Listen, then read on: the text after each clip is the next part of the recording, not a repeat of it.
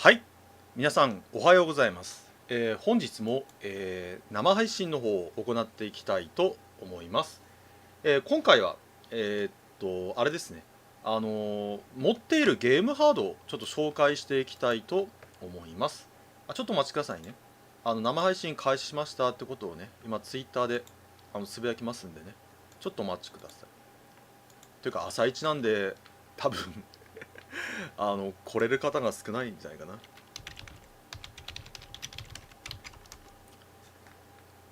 ちょっとお待ちください。今、ツイッターでつぶやきますんでね。一応土曜日なんで、来れる方もね、いると思いますんでね。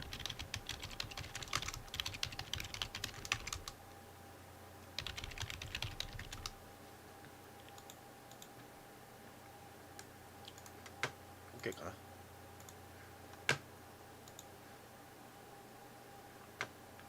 はい。なんだっけ、皆さんがね、来る前にいろいろ紹介していきたいと思います。ゲームハードは、あれですね、大量にありますんで、あのそれをね、ちょっと一個一個紹介していきたいと思います。で、ウィキペディアかな。ウィキペディアとかをちょっと見ながらやりたいと思います。順番ごめんなさい。順番を手折りにやっていきましょうかね。順番通り。発売された順番通りに、やっていきたいと思います。その方が多分分かりやすいと思いますんでね。順番通りにやっていきます。はい、おはようございます。発売された順番通りに、ゲームハードを紹介していきたいと思います。はい、おはようございます。ちょっと待って、ウィキペディア見ながらね、ちょっとやりますんで、ご了承ください。ゲームハード。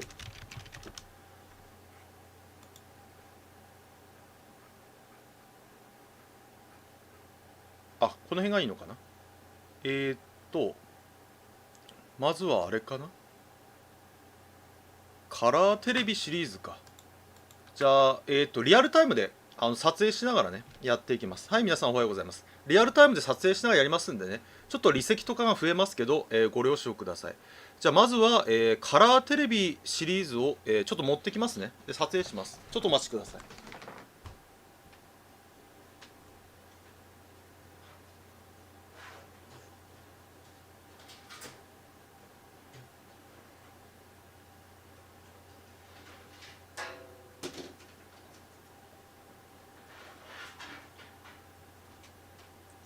あれそっか。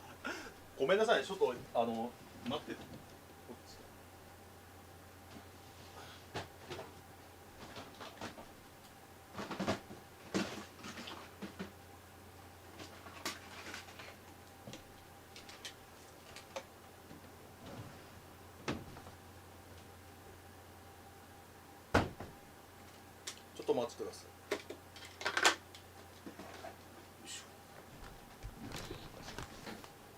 じゃあ撮影しながらね、生配信をやっていきたいと思います。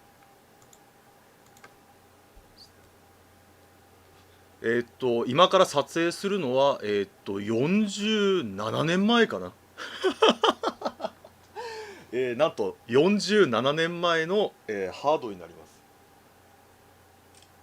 47年。はい、おはようございます。47年前ってやばいよね、マジで。47年前。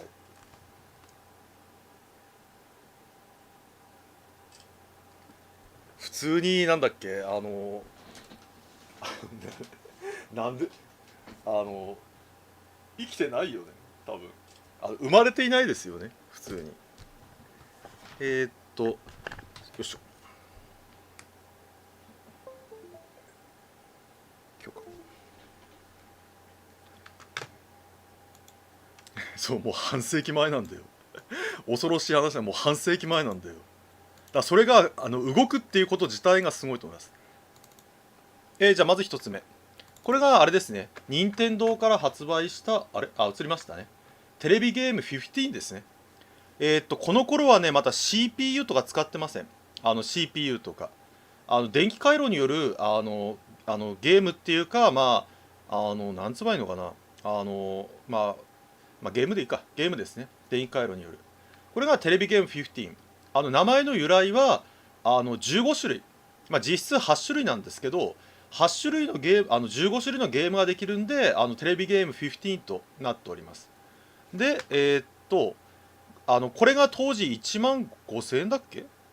で、任天堂がそれじゃ高い、当時の1万5000円は、今に換算すると5万円ぐらいかな。5万円。だから、プレステ5とかと同じぐらいの値段なんで、高いんですね、結局は。だから、任天堂が1万5000円で高いって言ってる理由がそれなんですね。で、だから作ったのはこれ。廉価版。廉価版ですね、これ。これがテレビゲーム6。まあ、6言っても実質そんなにできないんですけど、3つぐらいでしかできないんですけど、さっきのゲームからいろんな機能を省いた廉価版ですね。廉価版。で、これ何がすごいかって電池なんですね。電池。電池で基本的に動かすんですよ、電池で。で、一応 AC アダプターは別売りです。AC アダプターは。で、こんな感じで、廉価版の6と15を販売したって感じですね。こんな感じで。これどっちも動きますよ。以前実況でやりましたね。で、さらに、このポンテニスの機能をさらに活かしたのが、こちらですね。ブロック崩し。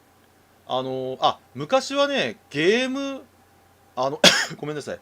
ゲームハード一つにつき、ゲーム1個だったんで、これがテレビ、ブロック崩しって、今でもありますよね。ファミコンとかでもあったブロック崩し。あれの原型ですね。こんな感じ。ちなみに、この筐体のデザインをした人は宮本さんです。宮本さんって誰ですかっていうと、なんとゼルダを作った人ですね。ゼルダを。ゼルダやスーパーマリオブラザーズを作った宮本さんが、デザインを筐体デザインしてます。だから、すごいデザインが、素晴らしいんですね。デザインが。で、これが、任天堂ハードの、あれですね。古いハードですね。あとは、ちょっとお待ちくださいね。今、ウィキペディア見ながら、あ、次あれか。じゃあ次はちょっと待ってくださいね。また撮影しますんでね。ちょっとお待ちくださいね。また撮影しますんで、ちょっと待っててください。すごいですね。リアルタイムで撮影しながらの、生配信になっております。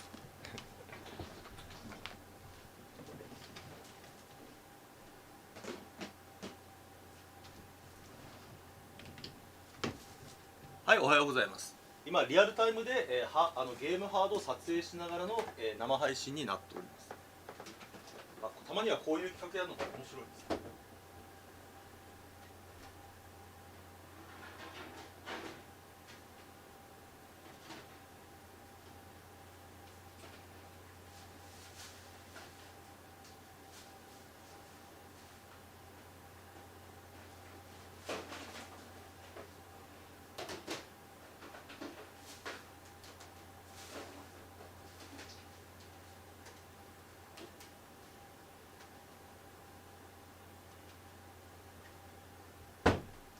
はい、じゃあ次のゲームハードです。よいしょ。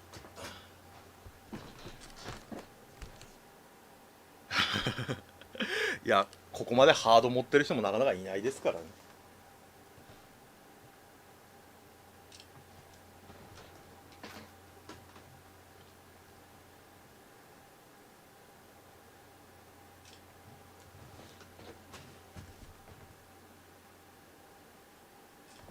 よし。いいんじゃないかな、新作カービ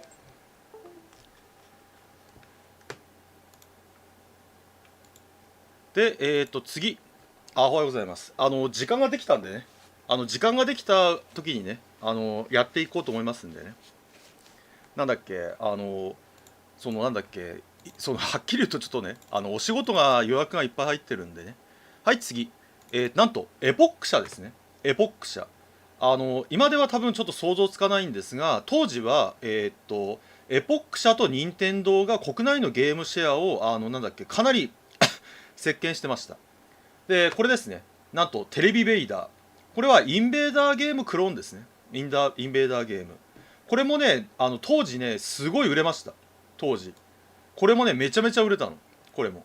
なんでかっていうと、当時、なんだっけ、インベーダー、スペースインベーダーっていうゲームは、アーケードでしかできなかったんですね。アーケードでしか。はい、おはようございます。実機山ほどあるよ。実機すごいあるよ。みんな見せますよ。なんだっけ、本当にそんなにゲーム好きなんですかって多分疑われるの嫌なんで、全部紹介しますよ。全部紹介します。で、これ、要は自宅でアーケードのインベーダーゲームができるっていうことで、当時ね、大ヒットしました。大ヒットした。めちゃめちゃ大ヒットしたの。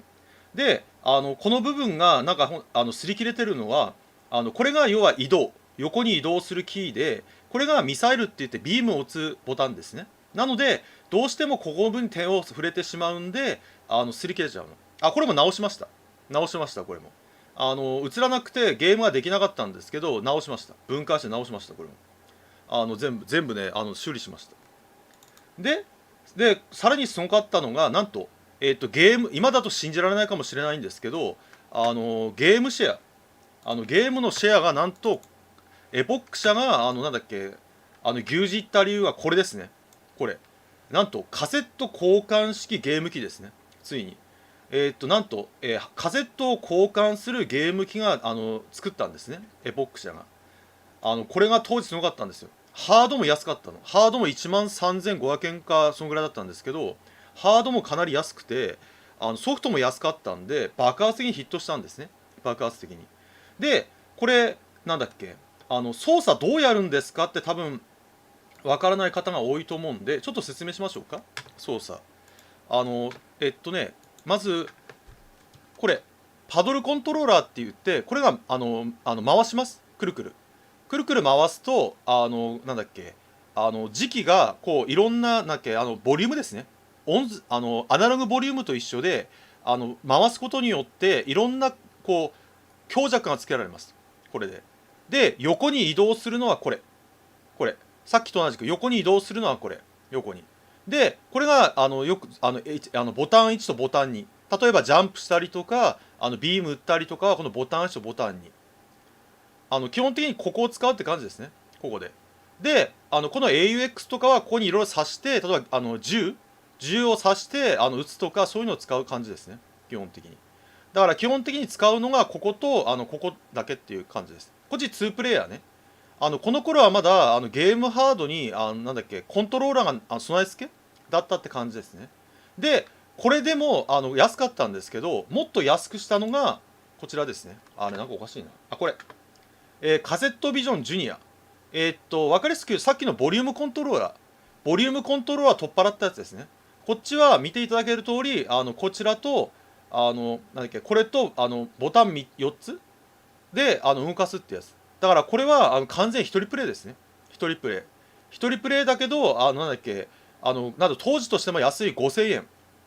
で、販売したハードですね。これも結構売れましたよ。結構、だから、ファミコンと間違って買いに行ったって人が多かったのかな。ファミコンと間違って買ったって人が多かった。これはニコニコ動画の方にアップしてましたね。実機でプレイするゲームを。まあ、それでもカセットが交換できるっていうのがすごかったんですけどね。それでも。じゃあ次。えーっと、次はファミコンとかか。ファミコン。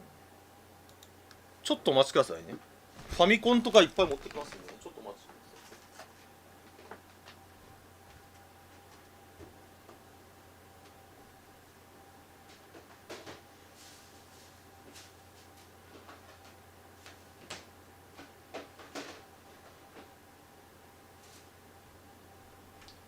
よいしょ。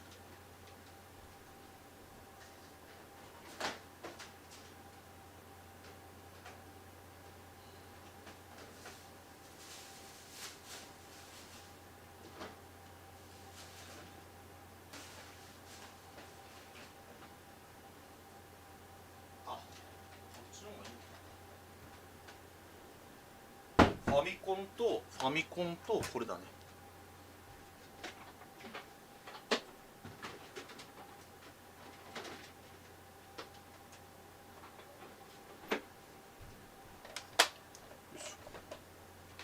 あとは、あれか、スーパーカセットビジョン。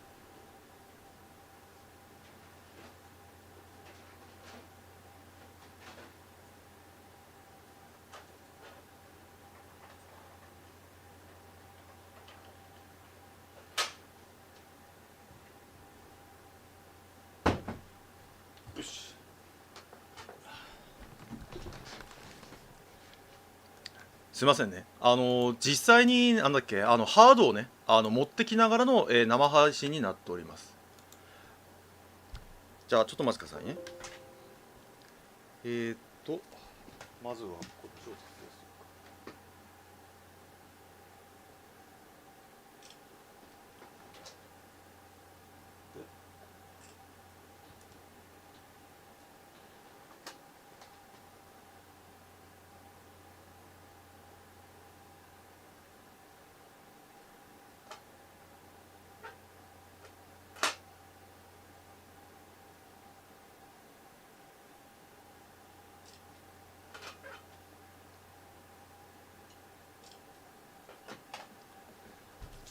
る。よし。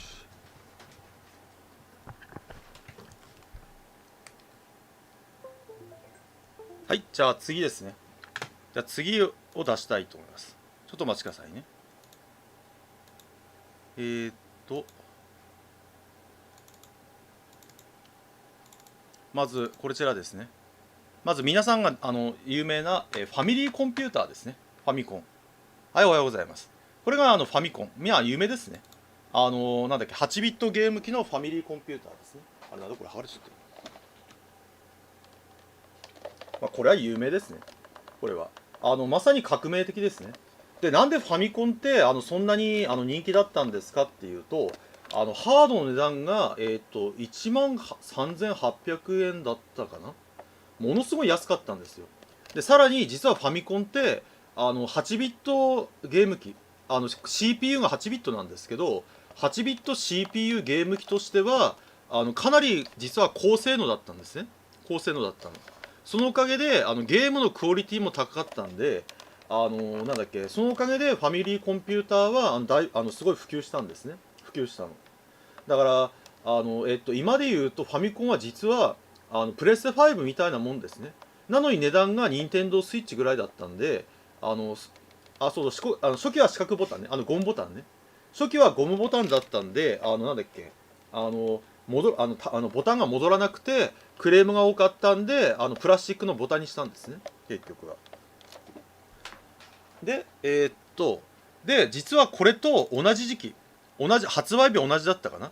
これと発売日が同じく出したのが、こちらです。こちら。セガ SG1000 ですね。セガ。これがセガ初のゲームハードである SG1000 ですね。これは SG はセガゲームね。セガゲーム、ってやつですね。パックマンいいですよね。これ。ちなみにこれ初期型です。超レアな初期型。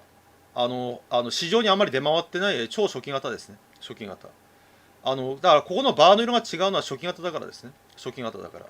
で、ほら見てみたけど、昔のほら、コントローラーってこんな感じなんですよ。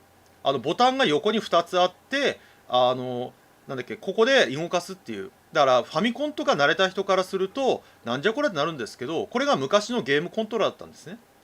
で、すごいシンプルですよね。これも安かったんですよ。これも1万5000円ぐらいだったのかな。これも超安かったの。で、なんだっけ、これ。ホールドってのはポーズボタン。だから、ボタンは後ろにある電源ボタンとポーズボタンしかないの。だから安くできたんですね。安くできたの。なんだっけ、当時はゲームハード自体が、なんだっけ、2万円とか3万円ぐらいしたんで、1万5000円っていうのもかなり安かったんですね。ただ、ただね、性能的に見ちゃうと、残念ながら、ファミコンよりは低いんですよ。ファミコンよりは。あとね、もう一つ弱点だったのは、サードパーティー。要は、ほとんどセガが出してたの。ゲームソフトを、これが。こっちは。ゲームソフトを。だから、それが、実は致命的でしたね。ファミコンは、すぐにサードパーティー製を導入した結果、なんだっけ、ハドソンとか、ナムコとか、なんだっけ、あと、サンソフトか、サン電子とか、いろんなハードが、ソフトが参戦したんで、その結果、爆発に売れたんですね、結局は。だから、これが、セガの、ちょっと厳しいところだったのかな。で、さっきのエポック社。エポック社っていうのが、出したのがこちら。なんと、ファミコンを超える高性能機、スーパーカセットビジョンですね。なんと、ファミコンを超えるんですよ、これ。ファミコンを。まず、何がすごいかっていうと、スプライトって言って、キャラクターの表示数。キャラクターを表示するのが、ファミコンの倍以上だったかな、確か120何個表示できるんですよ。だからなんだっけ、使い方によってはものすごいこうなんだっけ、ハイクオリティな表示ができるの。さらにすごいのがこの頃にしては珍しくて、なんと RGB21 っていうパソコンに出力できる端子もついてるんですよ、実は。だからなんとこれ今もつなげるとすごいグラフィックすごいの。今も RGB21 って言って今で言うと HDMI 端子みたいなのついてたんで、すごいグラフィックの綺麗さがファミコンとかさっきの SG 線と比べると段違いなの。すごい綺麗なの未だに。まあただね、残念ながらなんだっけ、それを生かしきれてないのが問題だったのかな。それを生かしきれなかったんでダメだったの。あともう一つは実はこちら、はい、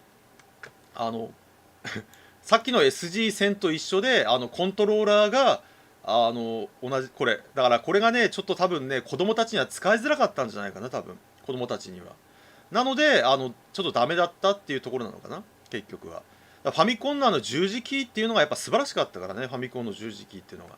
その結果これがいまいちダメだって。これ皆さん、これあれって思った人いますよね。改造しました。なんと、これだとゲームやりにくいんで、なんと、改造しました。簡単に言うと、スーパーファミコンのスーパーファミコンのコントローラーで操作できるようにしました。なので私の SG、このスーパーカセットビジョンは操作性抜群ですね。当時知り合いがカセットビジョン、スーパーカセットビジョンのコントローラー使いにくいよねって話したら、あれシュウさんだったら改造する方法を教えますよって言って改造しました。なので1コンが基本的にスーパーファミコンのコントローラーできます。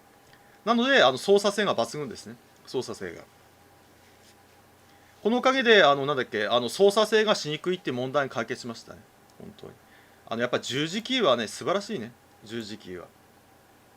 という感じでした。これがスーパーカセットビジョンですね、これが。じゃあ次を持ってきましょうかね。まだまだありますよ、まだまだありますよ、まだまだ。さあ、じゃあまだまだありますからね、皆さんちょっとお待ちください。じゃあ次を持ってきますね、次を。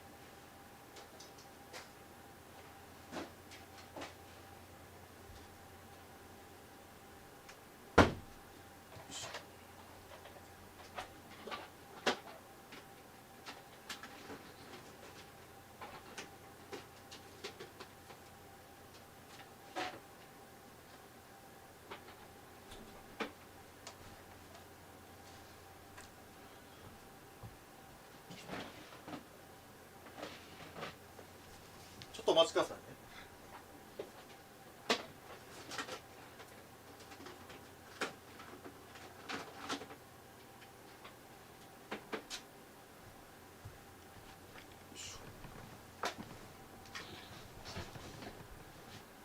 じゃあ次のゲームハードですね。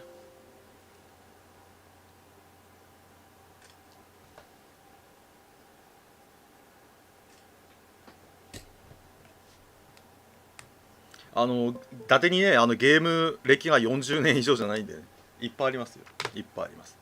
ちなみにレトロゲームの修理は基本的に全部私が行っております。自分で修理してます。依頼するとね高いんですよね。レトロゲームは修理は依頼するとぼったくられるんで、基本的に全部自分で修理してます。だから40年前のハードとか動かせるんですね。はい、次はこちらですね。これはさっきの SG 線のマイナーチェンジ、通称 SG 線2ですね。SG 線2。どういうところが変わったのかっていうと、まずコントローラーが取り外せます。コントローラーが。でさらにコントローラーがファミコンと同じように十字タイプになって、ボタンが1ボタン2ボタンってこんな感じでついてます。あとなんだっけ、そんなもんかな。そんなもんです。でこちらが基本的にマイナーチェンジで結構売れましたね。これは結構売れました、こちらが。さっきの SG1000 はね、あんまりね、売れなかったわけじゃないんだけど、1年ぐらいでもうこちらになっちゃったんで、こちらの数が多いのかな、数が。で、これは、なんだっけ、このコントローラーのおかげで結構ね、使いやすくなってます。使いやすくなってます。ちなみに、このコントローラーはさっきの SG1000、こちらでも使えますよ。こちらでも。こちらの2コントローラー、2コンつけられるんで、2コントローラーで、使えます。使えます。こちらが。これも8ビット CPU ですね。Z80 だったかな。Z80 っていう最も有名な8ビット CPU を使ってます。で、最強の8ビットマシンですね。はい、来ました。最強の8ビットマシンなのがこの、PC エンジンですね。NEC とハドソンが作った、最強の8ビットゲームマシン、PC エンジンですね。多分3、40代の人は、大竹誠のただいま PC ランドっていうのはやってたんで、あれを見て知ったっていう人が多いんじゃないのかな、こちらが。で、そうだ、なんだっけ、えーっと、実は NEC さんってこれが初めてじゃないんですよ、実は。NEC さんの初めてのハードはこれだと思ってる人がいるんですけど、実はね、さっきお見せしたこれ、これスーパーカセットビジョン、これ実はね作ってるのはNEC さんなんですよ。 NEC さんだから NEC さんは実は昔から実はゲームに携わってるんですね、実は。結構前からこのカセットビジョンもそうじゃなかったかな。これもNEC さんが関わってるの。 NEC さんが。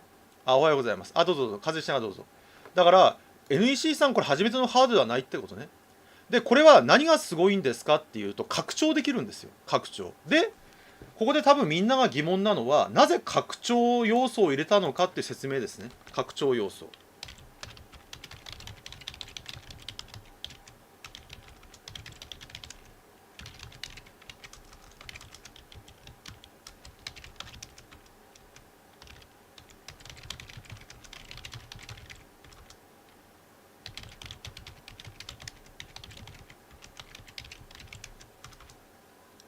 はい、おはようございます。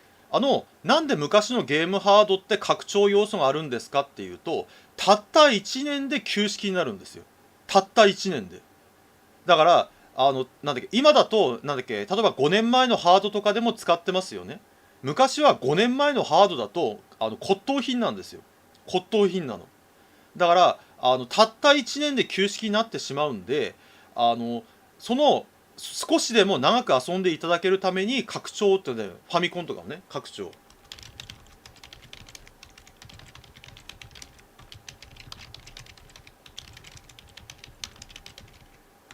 あとは、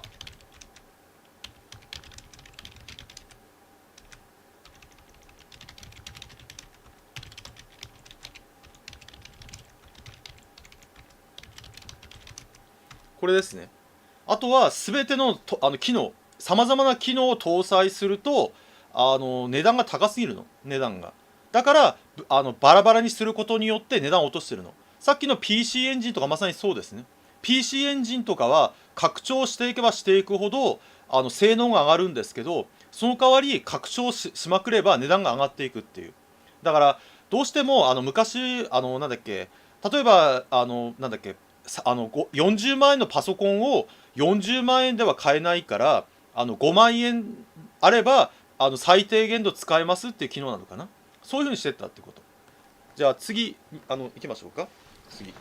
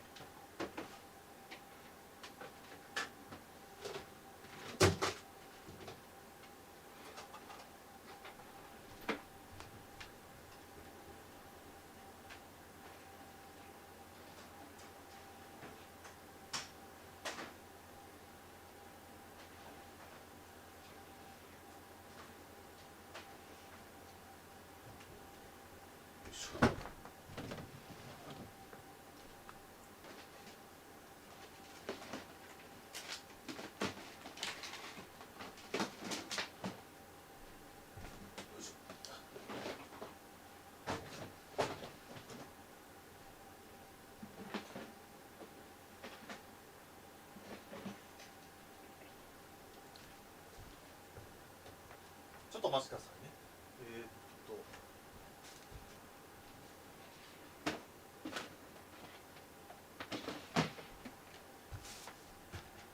いしょ。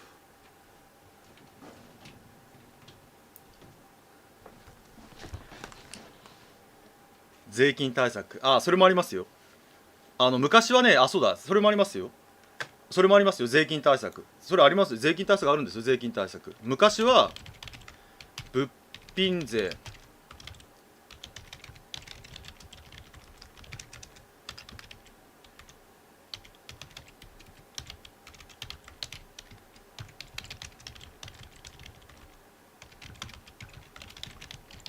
そう、これもあるんですよ。うん。高評価ありがとうございます。じゃあ次行きましょうかね。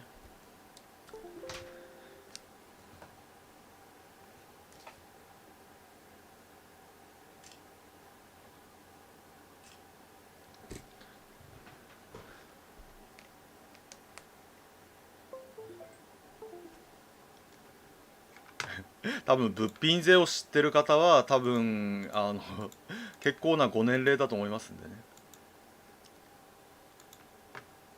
例えば高級なレストランに行くと税金かかったんですよ。高級なレストランに行くと。だから2万5,000円のレストランとか行くと税金かかったんですよ。税金が。じゃあ次は、まずこちらですね。はい。さっきのなんだっけ、セガマーク2をさらに、グレードアップしたなんだっけ、セガマーク3ですね。SG-1003 ですね。こちらが。で、こちらはなんだっけ、ファミコンを超えてます。ファミコンを超えた性能で、しかもこれマイカードって言って、さっきの PC エンジンと一緒でカード型のゲームソフトになってます。で、なんでカード型になったんですかっていうのは多分一番の皆さん疑問なんですが、あの実は簡単に言うと、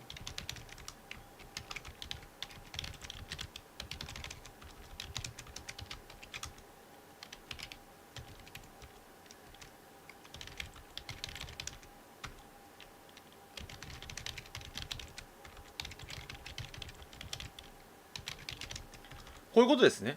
当時 IC チップが高すぎて、例えば1メガビットの容量とか、はい、おはようございます。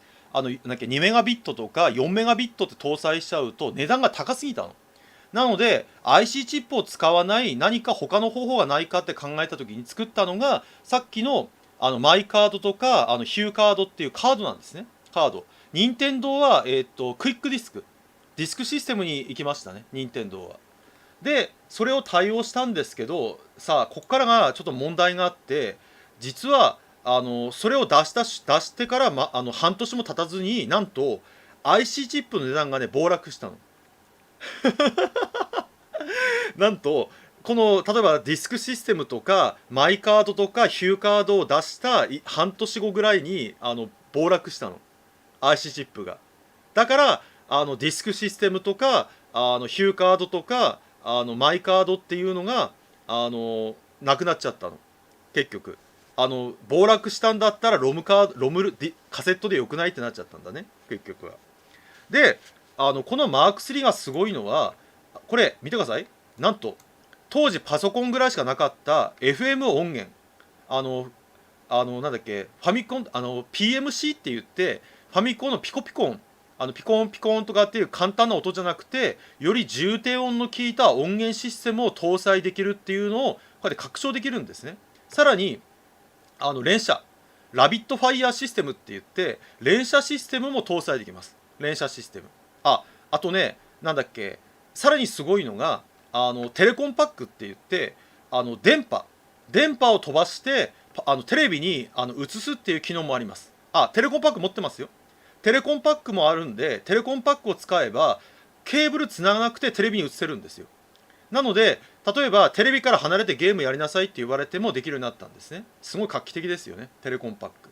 で多分皆さんが疑問なのは、こんなもんいっぱいつけてたら値段が上がっちゃうと思ったでしょ。その通りです。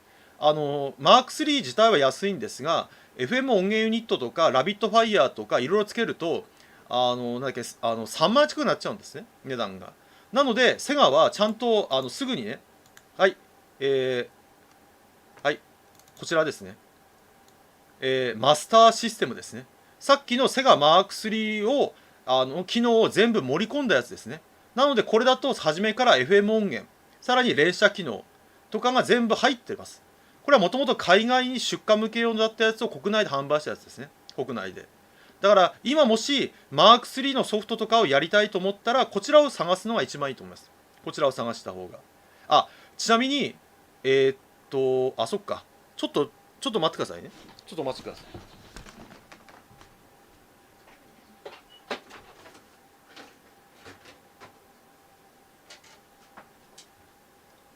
っとお待ちくださ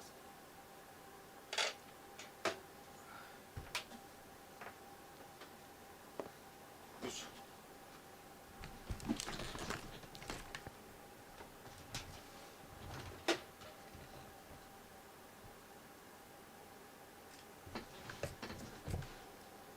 ちょっとお待ちくださいね。実はこの後のハード、セガメガドライブに実はこういったものがあるんですよ。これすごいんですよ皆さん。なんとメガドライブにはこのメガアダプターっていうのがあるんですよ。これ何ですかっていうと、なんとメガドライブ次の次世代ハードでさっきのマーク3のカセットとマイカードができるんですよ実は。これこれすごいと思いますね。だからこのなんだっけ、さっき言ったこのマーク3、セガマーク3、これのこの機能をなんだっけ、はい、こんばんは、こんにちは、おはようございます。こちらの機能をこれでできるんですよ。ただなぜ私がさっきこのマスターシステムでやった方がいいんですか、いいですって言ったかっていうと、残念ながら、さっきのこのメガアダプターではFM 音源が鳴りません。肝心のFM 音源っていう素晴らしい音源がこれだとならないんですよ。だから意味がないんですね、意味が。だったらこっちでやった方が100% いいんで、これだとねPSC、PMC っていうピコピコ音なんで、そういうことです。ちなみにこれは RGB、 ちなみに、こちらのセガマーク3とこのマスターシステムは RGB21 っていう現代でいうと HDMI みたいなパソコンに接続できるケーブルが使えますので、ものすごいグラフィックが高い状態でできます。今もできます。なのでファミコンとかと比べても8ビットと比べてもものすごい画質がいいです。さらに FM 音源が対応してるんで音楽も素晴らしい状態になってます。ただ一つ注意点なのはなんとね、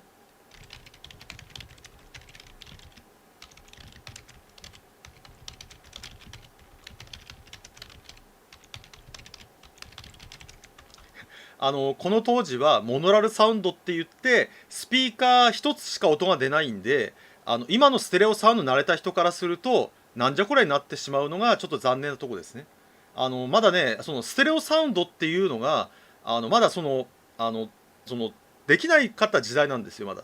なんでかっていうと当時テレビってスピーカー1個しかついてなかったの。まあこれも多分信じてもらえないかもしれないんだけど、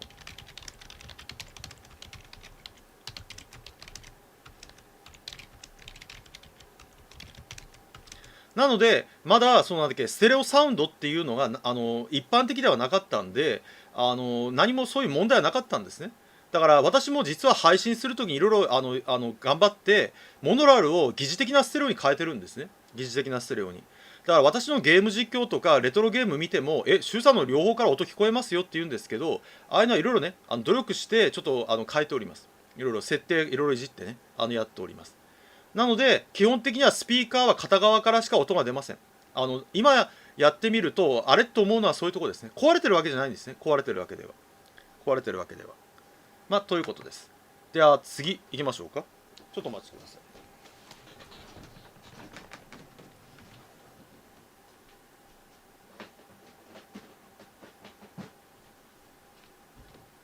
ちょっとお待ちくださいね。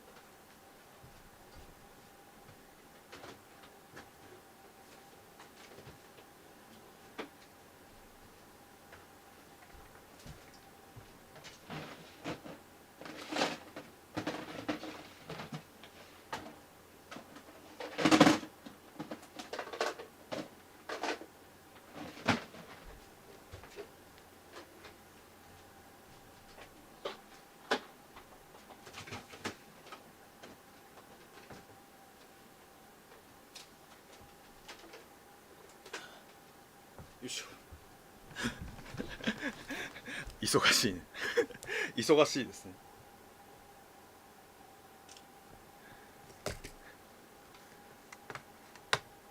さあ、じゃあ次ですね。はい、皆さんが当時子供たちだった80年代小学生だった方々は憧れのゲームハードですね。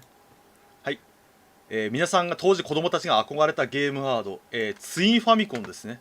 ツインファミコン、こちらはさっき言ったディスク、ファミリーコンピューターのディスクシステムって言って、クイックディスク、あの、フロッピーディスクみたいなもんですね。それをそれとカセットの両方の機能を併せ持ったシャープさんが発売をした合体ハードですね。合体ハード。でなんで2台あるんですかっていうと、こっちが前期型でこっちが後期型ですね。こっちが前期と後期があるんですよ。これ直しました。全部直したやつはね、もう未だに使えますよ。現役です。でよくよくコメントであるんですけど、これ実はなんだっけ、ディスクシステムとファミコンを両方買うよりも高いんですよ、実は。で高いのには実は理由があるんですね。高いのにはなんで高いんですかっていうと、実は理由があるんですよ、実は。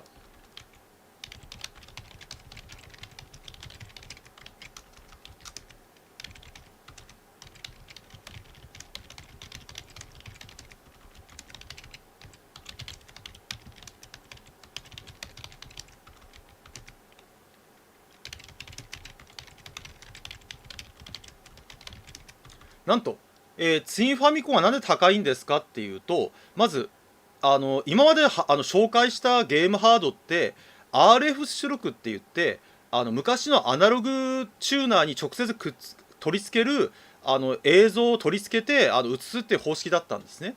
それだとどうしてもノイズが入ってしまうんで映像的に綺麗じゃなかったんですよ。でそれが今でも使われているコンポジット、深いシャープさん深いですね。コンポジットって今の使われてる黄色赤白の出力が対応してるんですよ。でさらに後期型だと連射パッド、A ボタンを押しっぱなしで連射できるとか、その連射パッドも標準なんですよ。さらに内部にノイズキャンセラー、ノイズまで除去してくれるの。その結果なんだっけ、値段が上がってしまってるんですね、これ。ただ前期型は連射パッドありません。前期型は連射パッドありません。後期型からね、連射パッドは。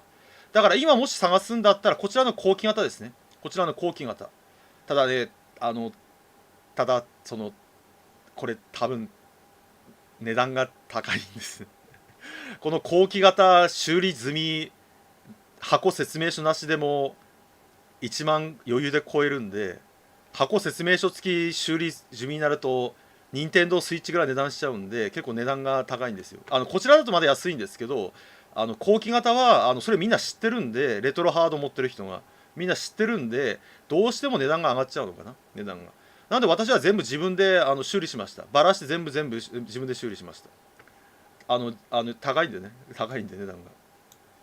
でこちらが要はディスクシステムって形になってます。そうだ、ごめん見せづらかった。もう一つ。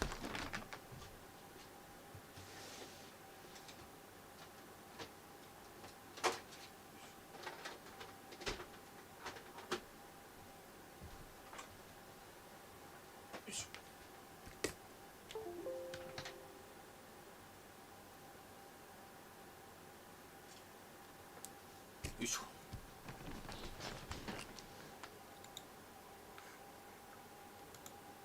修理はね、壊れる覚悟でやるしかないですねどうやったら修理うまくなるですかっていう聞かれるんですけど、壊す覚悟でやった方がいいですね。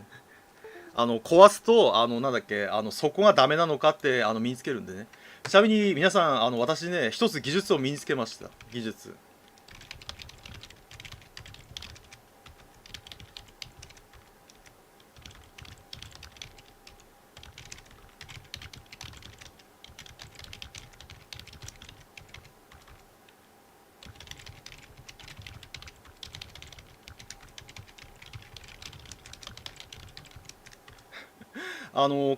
コンデンサーがなんだっけ、コンデンサーが交換でパターンって言ってハンダを乗せる部分が剥がれても基板から直接つなぐっていう技術を身につけましたこのおかげでレトロハードの修理が一気に進みましたね、この技術で。なんだっけ、実はゲームハードが30何年前とかのハードはもうパターンを取り付けるノリが弱くなってて、コンデンサーを剥がすとノリまで一緒に剥がれちゃうんですね。なので修復不可能になっちゃうんですよ。修復不可能になので基板から直接コンデンサーと基板を直接つなぐっていう方法をなんだっけ、ちゃんと身につけたんで、そのおかげでレトロハードの修理が一気に進みました。レトロハードの修理がだからいっぱい直せたんですね。いっぱい力技ですね。はい、こちらですね。はい、これが本来のディスクシステムですね。こちらがこれがファミコンと一緒に取り付けるディスクシステムで、こちらがなんだっけ、ニューファミコン、なんだっけ、ファミコンが出てから、10年ぐらい経ってから発売したハンダ水はあれなんだっけ、あれクロム線でやってるクロム線、あれで線でやってる、線使ってる、線に吸収させてる。でこれがすごい今高い理由は、これはファミコンをコンポジット RF コンポジットで出力できるんで、今もしファミリーコンピューターをやりたいって人はこれでやるのが一番いいのかな。これでやるのが、これだと改造しなくてコンポジットで出力できます。あとコントローラーとかも外せるんで素晴らしいハードですね。これとこれももちろんつなげられます。だからツインファミコン、さっき見たこのツインファミコンが高すぎるっていう場合はこの2台でやるのが一番いいのかな。2台でただ一つ注意点なのが、ディスクシステムは 99% 壊れてます。なんか中古店に売ってるのも 99% 壊れてるんで、自分で直さないと基本的にきついですね。あとはディスクシステムを専門に直してる業者さんとかいるんで、そこでなんだっけ、直ってるやつを買うっていうのも手ですね。直ってる1万円ぐらいで買えるのかな、直ってるやつが1万円ぐらいで。なので1万円と1万円ぐらいで2万、それでも2万ぐらいするんですけどね、今買うとなるとという話です。間違えちゃった。さあじゃあ次からは、PC エンジン特集ですね。じゃあ次は、さあここからがすごいですよ。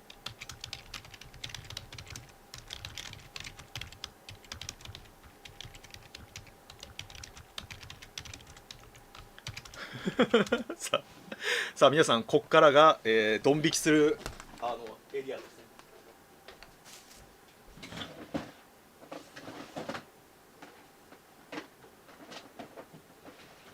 ちょっとお待ちくださいね。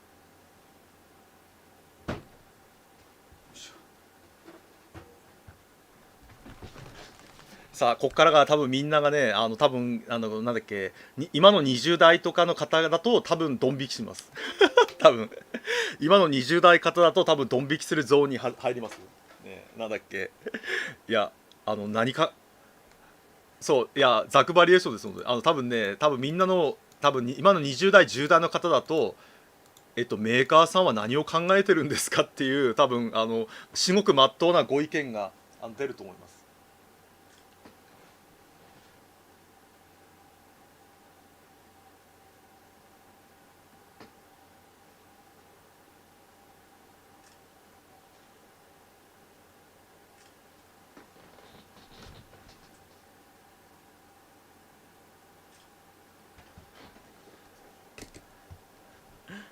メガドラちょっと待っててね。いや多分大半の人が絶対に思うのは、シュウさんそれいりませんよねっていうのは禁止ですよ皆さん。シュウさんそれっても買う必要があったんですかっていうのは禁止ですからね。禁止ですよ。皆さんね。それ必要なんですかっていうご意見はねダメですからね。まず PC エンジンって実は高かったんですよ。PC エンジンって。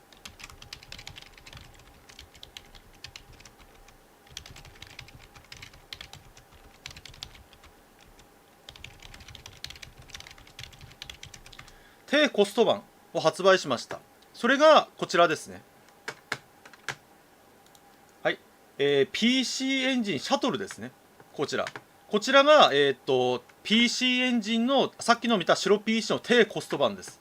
シャトル。PC エンジンシャトルになります。で、こちらはなんと、値段が7000円ぐらい安いのかな。さっきの PC エンジンと比べて7000円ぐらい安くなってます。7000円ぐらい。で、なんでこれがネタハードによくされるんですかっていうと、なんと、拡張バスって言って、拡張ユニットが搭載されていません。なので、さっき言ったヒューカード専用機なんで、まあ、なんだっけ、完全にだから、なんでこんなの作ったんですかっていう状態なんですね、本当に。ただね、一つ注意点です。それは多分なんだっけ、多分なんだっけ、このシャトルの真の能力を知らない方が多いんで、そういう方が多いんですね。実はシャトルって、このシャトルって素晴らしい点がいっぱいあるんですよ。素晴らしい点が。じゃあそのなんだっけ、素晴らしい点あげましょうか。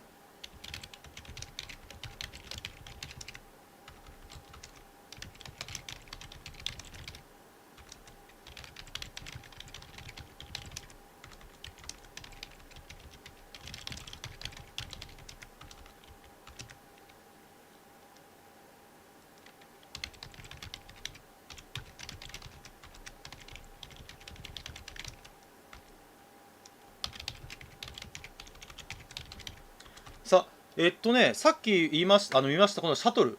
このシャトルが素晴らしい点は何かっていうと、なんだっけ、見ていただける通り大型化してるんで、内部に余裕があるんですね、内部に。その結果、PC エンジンだと内部に熱がこもってコンデンサーが破裂するんですけど、こちらはほら通気口って言って、こうやって上に穴が開いてるんで、中の熱が外に逃げるんですね。なので実はこのシャトルだと長時間プレイしてもこのハードが壊れにくいんですよ、ハードが。なのでもし今現代でヒューカード仕事入れていってらっしゃい、今の現代でやるんだったら実はこのシャトルの方がいいんですね、シャトルの方が。でさらにこれバックアップユニット、PC エンジンのバックアップユニットって、はいこんにちはです、電池、乾電池必要なんですよ、乾電池。でもシャトルのバックアップユニットは充電池なんで電池いらないの、電池交換なしです。なので基本的に今これをくっつければ電池交換なしで、セーブができるようになってます、セーブが。あとコントローラーはシャトル専用のコントローラーなんでね。なんだっけ、コンデンサーが破裂するんだよ結局は。コンデンサーが、コンデンサー。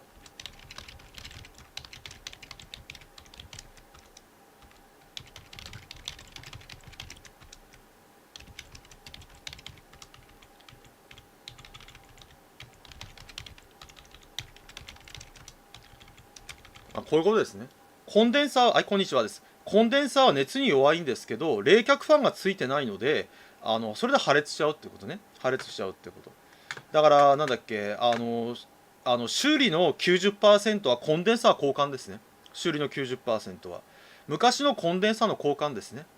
で、次は、劣化版ではなくて、PC エンジンの、あれですね。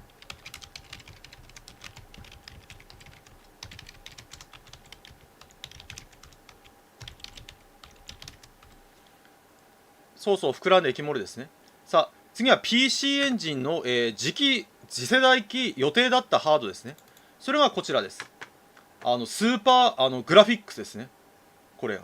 こちら。天の声に近いものがあるのか、バックアップユニットがあるのかな、バックアップユニットが。天の声はつけられません、ちなみに。こちらです。はい、こんにちはです。こちら。こちらが、スーパーグラフィックスって言って、PC エンジンの次世代機の予定だった機体ですね。なんで予定なんですかっていうと、本来こちらは16ビット CPU を搭載する予定だったんですが、コストが上がってしまうっていうことで、なんと8ビット CPU のまま力技で、グラフィックチップを2個搭載しています。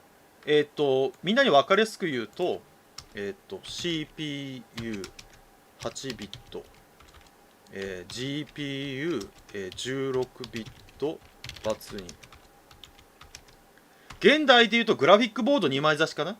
グラフィックボード2枚差しなので、グラフィックに関しては PC エンジンを超えます。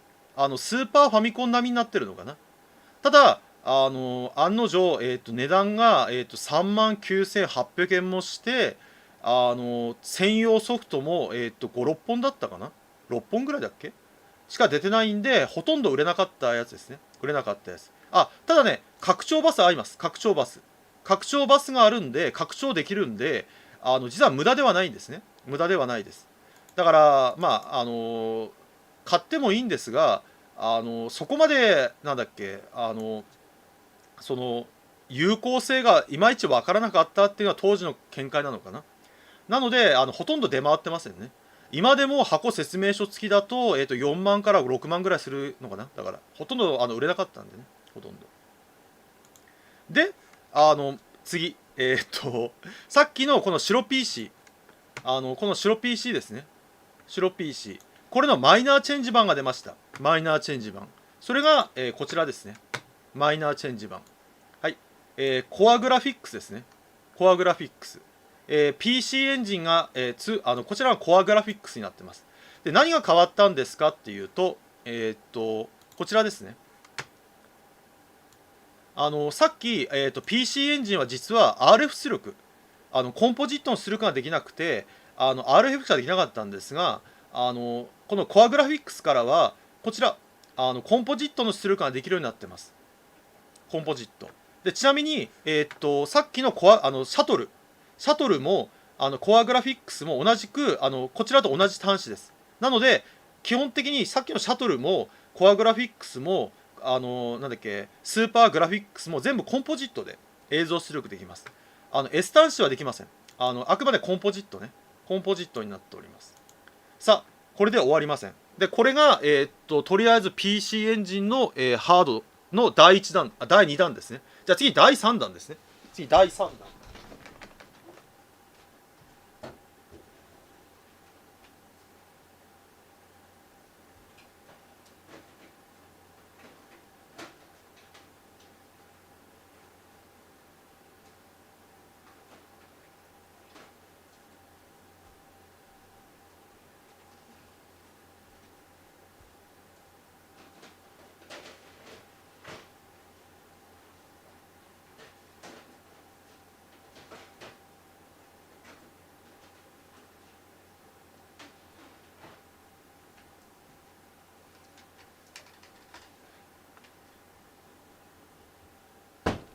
よいしょ。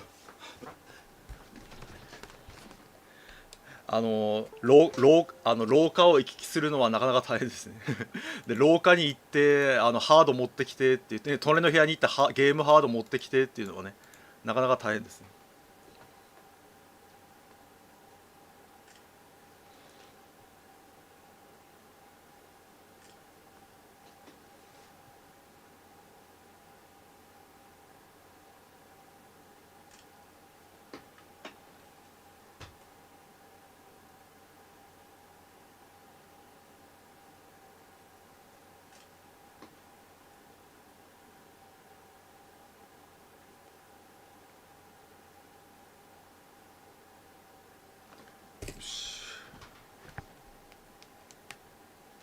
あ、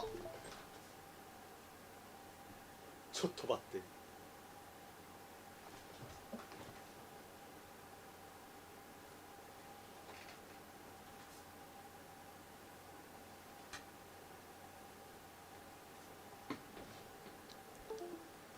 し。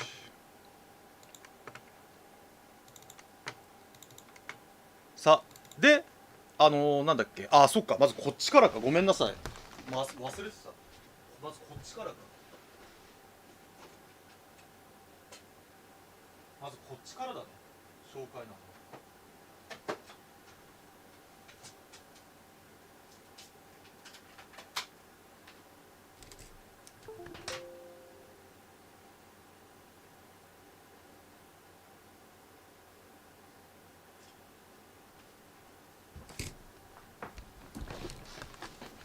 待ちくださいね。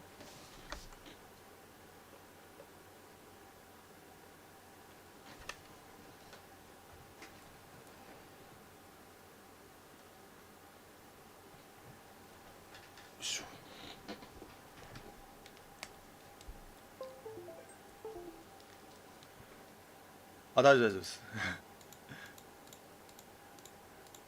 なんか隣の部屋に行ったり来たり行ったり来たりしてるんで、ちょっとフラフラになってるわけですねなんかちょっと反復横跳びみたいになってますね。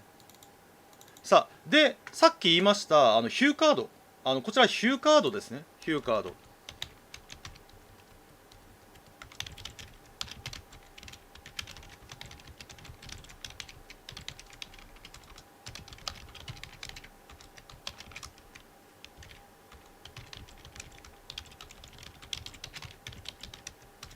で、さっき言ったヒューカードではそろそろ容量が限界、要は容量が全然入らないんで、それで開発したのがこちらですね。さあ、拡張器の、行き着いた先とも言うべき言われてるやつですね。こちら、PC 問題が発生しました。あ、大丈夫かな。あれ、こちらですね。はい、あれ、問題が発生しました。なんだ、ちょっと待ってね。あれか、画像じゃちょっとコピーして、あれかな、なんか編集するダメなのかな。あれ、ちょっとお待ちくださいね。あれ、あれ、ちょっと待ってくださいね。なんかおかしいな。ちょっとお待ちください。ちょっとだけちょっとお待ちください。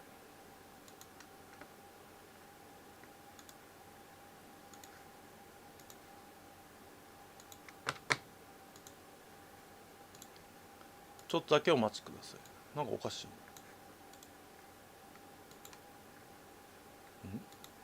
画像、画像がある。画像どこ、あれ、どこに画像があるんだ。え、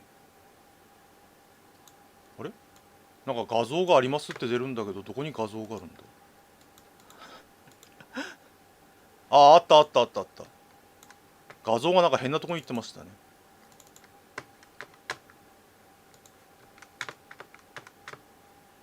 あ、グラフィックが16ビットですからね、グラフィックが。ちょっとお待ちくださいね。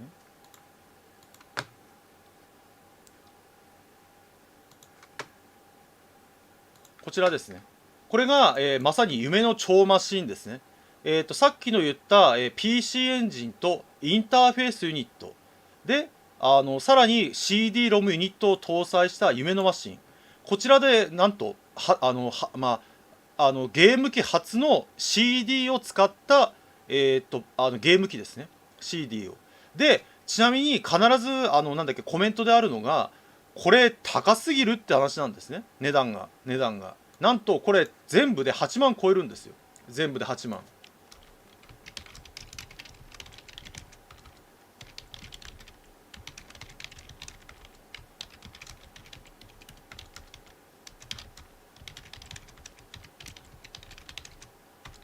なんと8万円超えるんですよ。8万円。だからよく値段が高すぎる高すぎるっていうご意見があるんですが、実はちゃんと理由があって、まだ CD のこのプレイヤー自体が高かった時期なんですね。時期。あの、なんだっけ。確かこれが、当時だと、10万円とかで売ってたんですよ。10万円とかで。だから、なんだっけ、これ自体が値段が高かったって時期だったんですね。ちょっと待ってくださいね。ちょっと待ってくださいね。ちょっとだけ待ってください。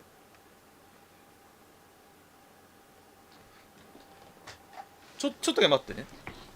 ちょっと。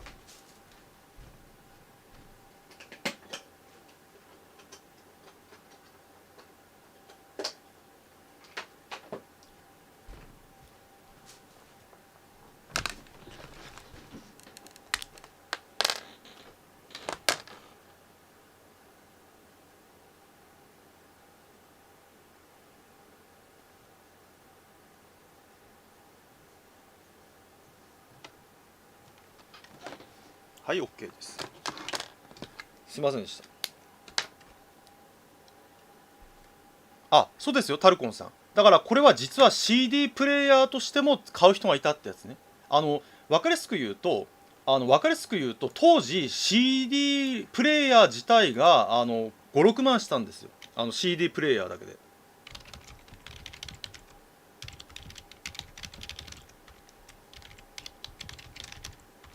だからこれ実は8万円でこれ揃えられるっていうのは破格の安さだったんですね。あとはなんだっけ、多分ね、このおかげで CD が安くなったんでしょうね。CD プレイヤーがたくさんなんか CD のピックアップレンズ、 CD を読み込むためのピックアップレンズ、レーザー出すピックアップレンズを大量生産できるようになったんで、みんなが当時 CD のプレイヤーとか安く買えたのはこのおかげなんですよ、実は。だからよくなんかゲーム機対戦とかって、あれゲーム機戦争とかってそういう情報が全くないんですね。そうそうそう。あ、これ修理しました。全部修理しました。コンデンサーも全部交換終わりました。なのでグラフィックとか音源とかも全部良くなってます。修理全部終わった。大変だったんだ。これね、やばいぐらい大変だったの。修理がね、修理だけでね、丸3日ぐらいかかったの。なんでかっていうと、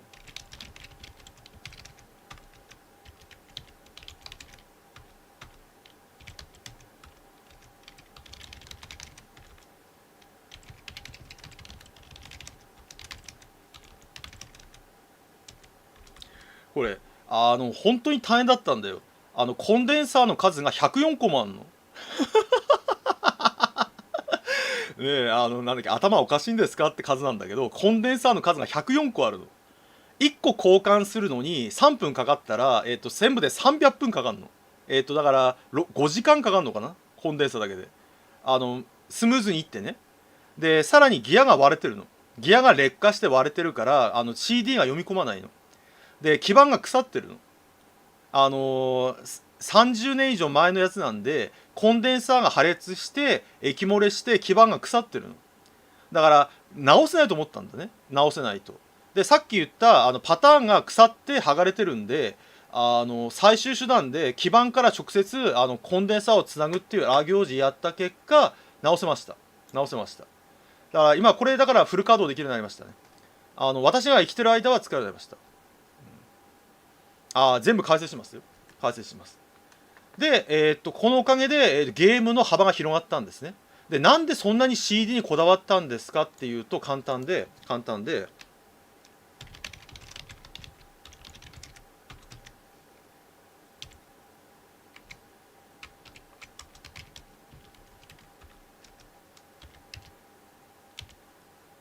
まあ0.5でいいか。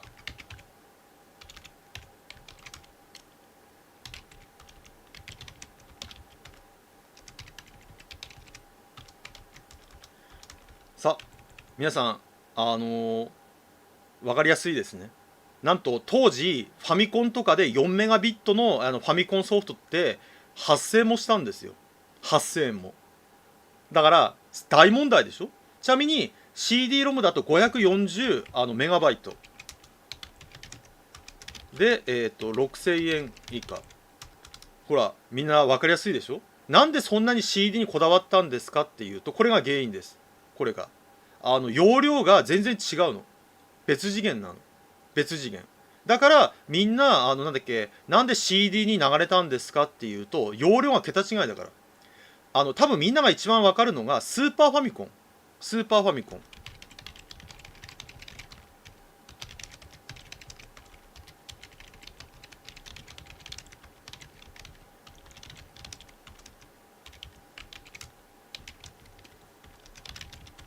わかりやすいですね。スーパーファミコンのソフトが高かった理由は、容量が32メガビットとかだったんで、どうしても値段が高くなっちゃったんですね。だから後のゲーム機が全部 CD になった理由っていうのはそうなの。でもう一つ、実は一つ問題があって、実は CD ってじゃあ無敵なんですかっていうと、実はすごい問題があったの。何かっていうと、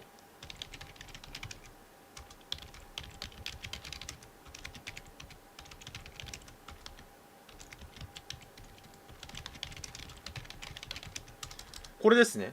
分かりやすく言うと、1回で読み出せるためのメモリが少なかったの。メモリが。だから、1回、なんだっけ、少し読み込んで、動かして読み込んで動かしてっていうんでアクセステンポが悪かったんですね、結局は。でそれがこの CD-ROM ユニットの最大の問題点だったの、結局は。でそういった問題があったんで改良しました。改良しました。それがこちらですね。はい、こちらです。こちらです。あれなんかダメだな、問題が発生する。ちょっとお待ちくださいね。画像をいじっちゃうと問題が発生するのか。ちょっとお待ちください。ちょっとお待ちくださ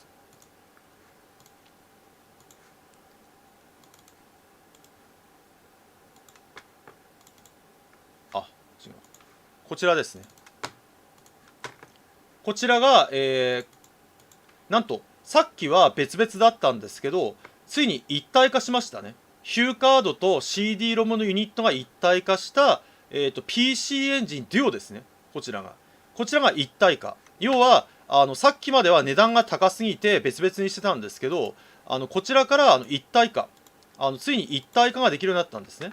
一体化が。こちらが。で、一体化ができるようになったんですけど、これがね、ちょっと問題があって、値段がすごい高いの、値段が。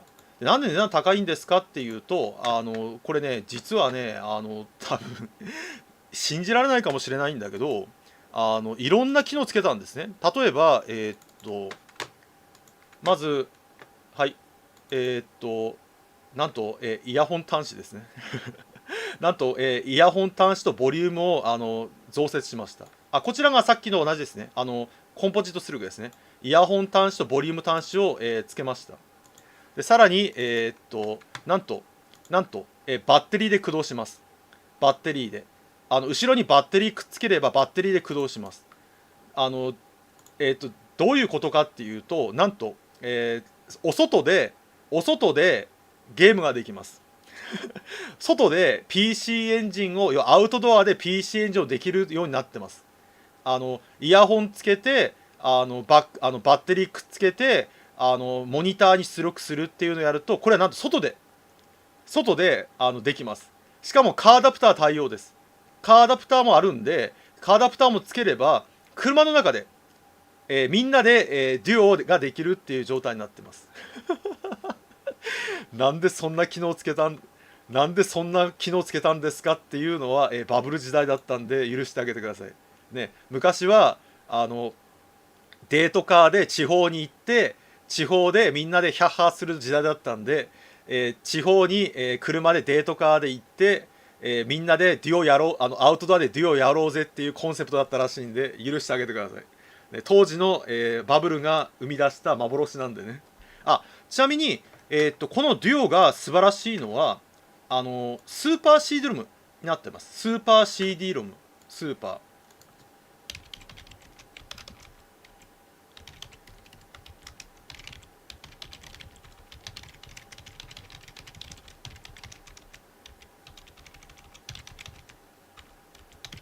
バブル時代だからね。バブル時代だからね。これ。この結果、なんかグラフィック能力が、スーパーファミコン並みのゲームができるようになったんですね。1回の読み込みのが4倍になったの。4倍に。そのおかげで、大容量化ができるようになったんですね。大容量化。だから本格的に力が発揮ですね。さあ、ただ皆さん、ここで問題なのは、じゃあ、これ買った人を見捨てるんですかってみんな疑問でしょ。さっきのデュオがないとスーパーシールドもできないんだったら、これ買った人を見捨てるのってみんな思ったでしょ。安心してください。NEC さんはみんなの味方です。ユーザーの味方です。スーパー CD ロムをやるために、とあるハードを発売しました。それがこちらですね。さあ、それがこちらです。スーパー CD ロムロム2ユニットと、コアグラフィックス2を、発売しました。コアグラフィックス2は廉価版です。値段が1万8000円ぐらいなのかな。これはカラーリングをこちらに合わせたプラス値段を安くしました。7000円。さらにこのスーパーシロムロム2はインターフェースユニットが内蔵されてます。なので差し込んで、電源共有ユニットをくっつければ、これでヒューカードからCD ロムロムからスーパー CD ロムロムが3つできます。これが出てきます。これだとデュオと同じぐらいか、値段がになってます。もちろんこちらは白 PC でも OK です。白 PC でもさっきの白 PC とかコアグラフィックス1でももちろん OK です。こちらはそれでできるようになっております。そちらでできるようになってます。ちなみにこの CD ロムユニットは市場に残ってるのは 90% 壊れてます。これね 90% 壊れてます。動くものがほとんどありません。なんで分解すると分かるんですけど、頭おかしいんですよ。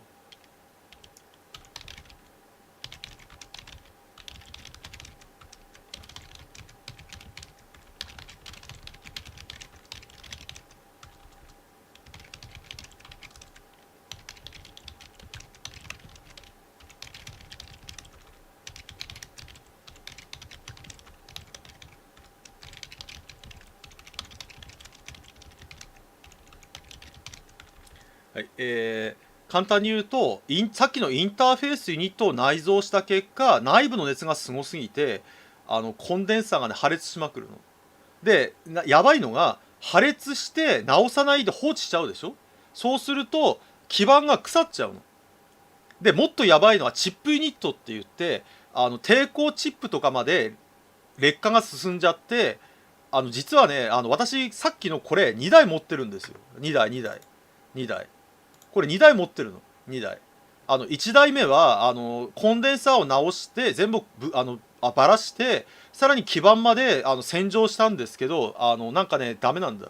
調子が悪いのだから、もう劣化が進んじゃうとダメなんだよ。PC エンジンはね基本的にね故障率が高すぎる。ちなみにこれもダメだよ。これもこのデュオもほぼ故障してる。デュオもこれも見た目すごい綺麗でしょ。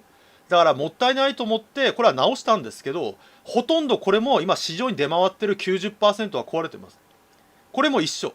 これもいろんな機能を入れすぎた結果、内部の熱がこれね、なんで壊れるんですかって聞かれるんですけど、これ多分今信じてもらえないかもしれないんだけど、これみんなこれね、熱を逃がすところがここしかないの。熱を逃がす部分がねここしかないの。ここしか。だからこれ長時間プレイすると内部の熱が逃げないんで、内部に熱が溜まりまくってコンデンサーが破裂しちゃうの。だから設計ミスですね。だから本当はこことかここにも排気するための穴を開ければいいんですよ。穴を開ければ。穴をたくさん開ければいいんだけど、多分これでデザインにこだわったらしいんですよ。当時グッドデザイン賞を狙ったらしいんで、デザインにこだわりすぎた結果排気口が全然ついてないの。だから熱が中にこもっちゃってコンデンサーが破裂するっていうとんでもない仕組みになっちゃってるんですね。デザイナーズマンションとかと一緒ですね。だから市場に残ってるPC エンジン系はほとんどが故障してるの。ほとんどが修理しないとまともに動きません。修理しないと。さあ皆さん、終わりじゃないですよ。終わりじゃないですよ。まだまだありますよ。まだまだ行くよ。まだまだありますよ。まだまだ。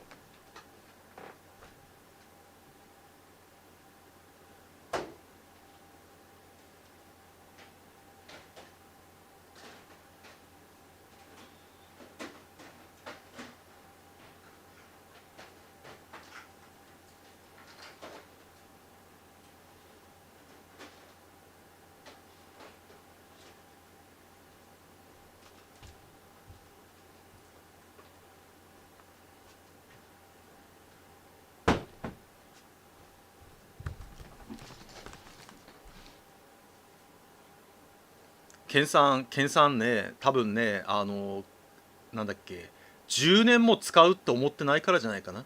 多分ゲームハードは10年も使わないと思った結果が多分それじゃないのかな。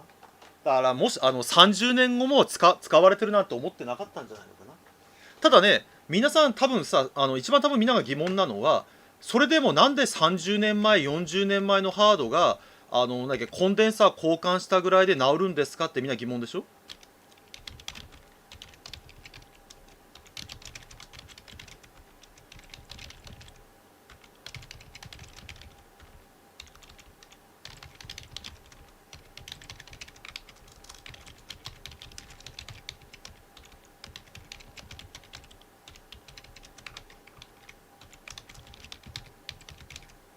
これが答えですね。お疲れ様でした。なんで30年前のハードが未だに動くんですかっていうと、全てメイドインジャパンと手作りです。だから値段が高かったんですよ。だから。全部、日本製なの。パーツから製造まで全部日本製なの。だから、30年前のハードとか40年前のハードでも動くんですよ。結局は。あの、外国産じゃないんですよ。外国産では。全部メイドインジャパンなの。日本製なの。さっきから見てるやつが全部。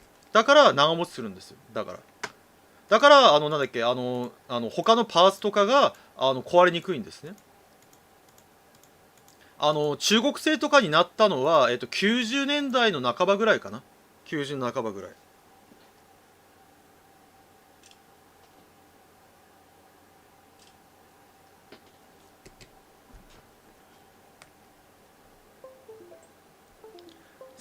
さっきのデュオ。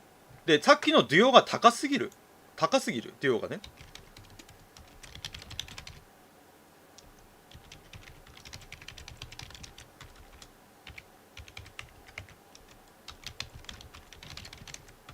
さっきのデュオが高すぎるっていうことで、発売されたのが、こちらですね。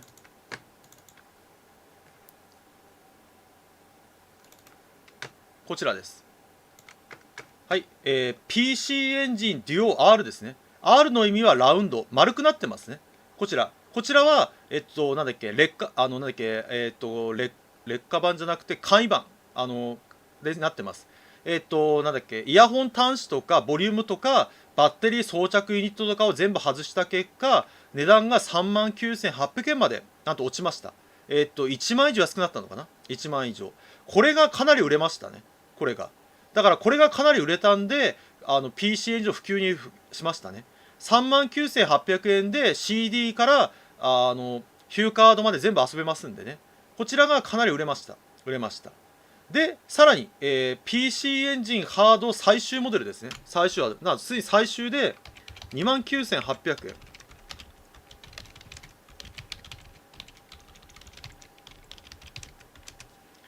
最終モデルがこちらですね。はい、今でも大人気の、PC エンジンデュオ RX ですね。これ、デュオ RX。これが最終モデルです。最終モデル。特徴なのが、まず、コントローラーが、おはようございます。6ボタン。格闘ゲームなどでやるために6ボタン。しかもなんと、6ボタン全部に連射モード搭載になってます。連射モード。で、今なんでこのハードが、これね、プレステ5買えるのかな？プレステ5買えるぐらいの値段なんですけど、なんでこれ高いんですかっていうと、実はこのデュオ R が、すごい、X がすごいのは、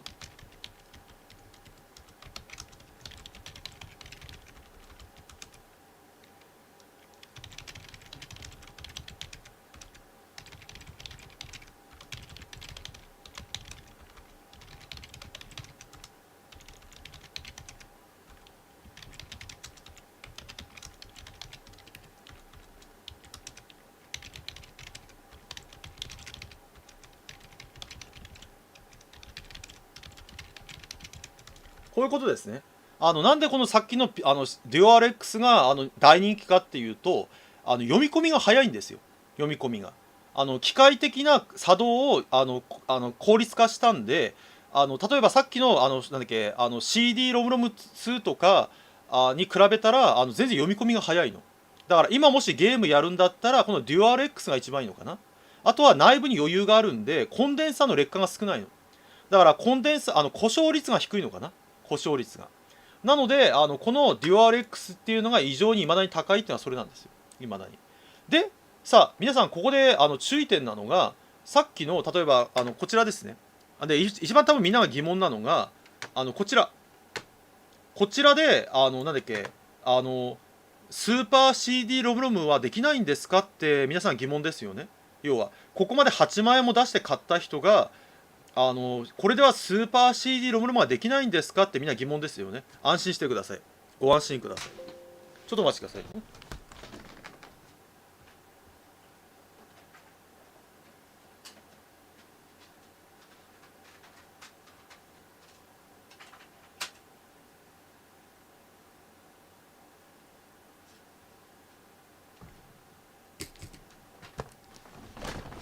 いしょ。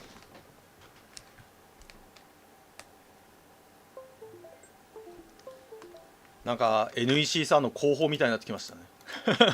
ね、NEC さんの広報みたいになってきましたね。ね、私は NEC からお金はもらってませんよ。ね。というかもう NEC ホームエレクトロニクスがないんですけどね。そもそもがそもそもがね NEC ホームエレクトロニクスがもう消滅したんでね。あ、そういうこと。さあ皆さん NEC さんはフレンドリー設計ですね。あ、これもまた逆なのか。これまた逆なのか。ちょっとお待ちくださいね。ここにフォルダ作っちゃおうか。ちょっとお待ちくださいね。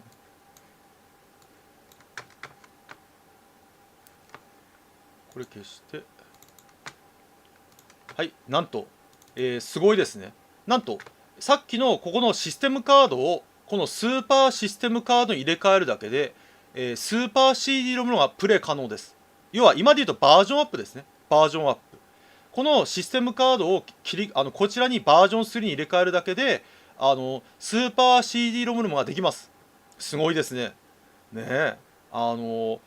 いちいち買い直さなくてもこのカードを変えるだけでスーパーシムができるんですよ。でさらに当時格闘ゲームがブームだったんでもっと大容量で読み込みたいっていうのがあるんで、それで生まれたのはこのアーケードカードですね。アーケードカードでこのデュオって書いてあるのはデュオと、スーパー CD ロムロム本体に差し込むのはこれ1回でさらに8倍だったかな。さらに8倍ぐらいの容量になってるんで格闘ゲームとかでもいちいちCD アクセスが発生しません。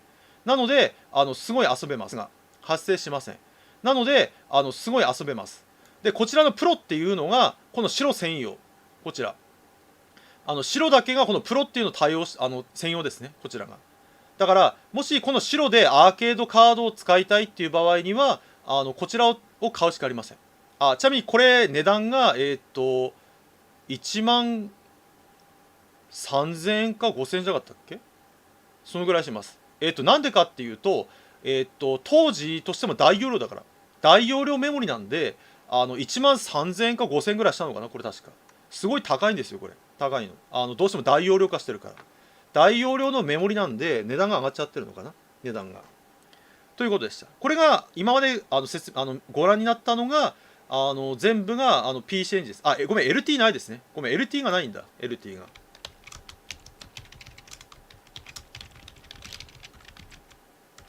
LT はね、探してるんだけど値段がやばいね。LT はね、20万円とかするんで、30万とか20万するんで、ちょっとごめんなさい。LT はない。LT は許してください。LT 以外は基本的にあります。じゃあ次はあれですね。携帯ゲーム機をやりましょうか。携帯ゲーム機。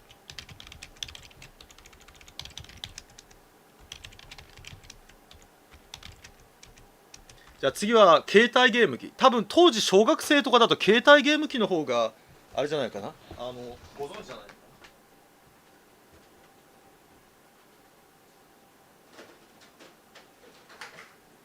ちょっとお待ちください。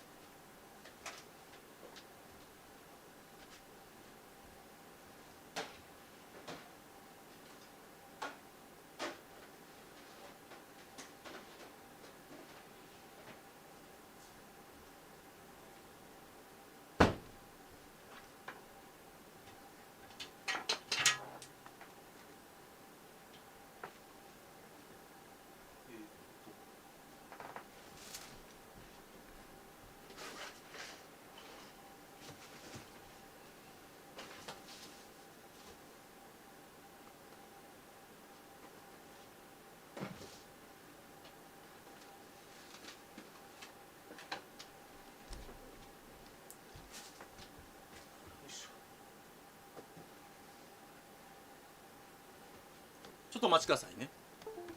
そう、拡張カードみたいなもんですね。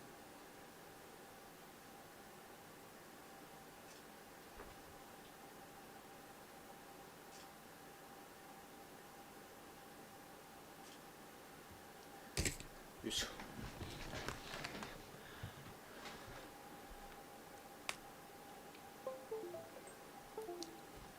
今で言うと、3DS とか任天堂スイッチみたいなもんですね。携帯ゲーム機。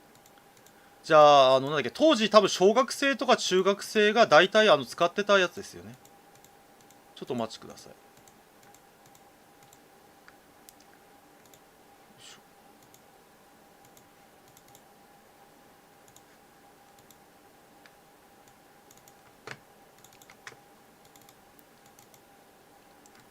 まずこちらですね。もう、超有名ですね。はい。ゲームボーイですね。こちらが。こちらが、ゲームボーイ。あ、ちょっと待ってね。あれか。画像をいじるか。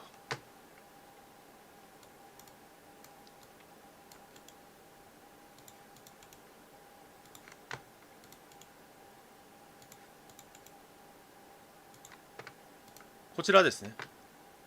はい。皆さん、こちらはやった方が多いんじゃないかな。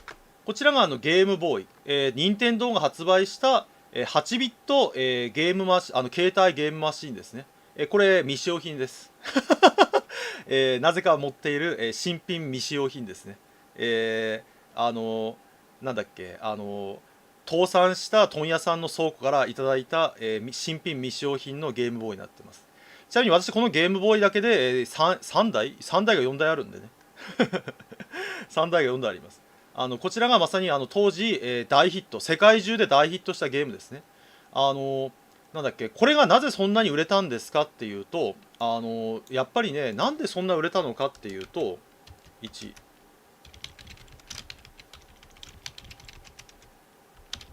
はい、こんにちはです。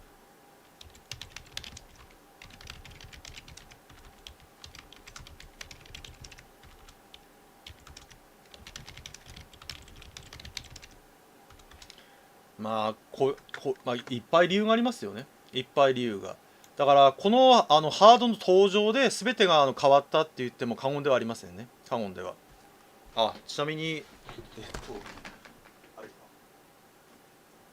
えっと、本体。ちょっとお待ちくださいね。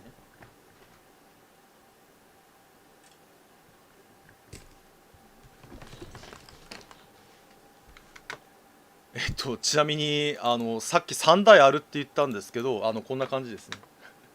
はい、なんだっけ。これが、私が昔、なんだっけ、発売日に買ったやつで、直したやつですね。液晶がダメになったんで直しました。で、こちらは、なんと、バックライト化しました。なんだっけ、試しにチャレンジして、バックライト化しました。バックライト。ただね、やっちまったのが、抵抗ミスったんで、なんだっけ、明るすぎるんだ。だから、全部で3台、あります。全部で3台。無駄に3台。無駄に3台あります。対戦できますね。テトリスが対戦できますね。テトリスの対戦とか。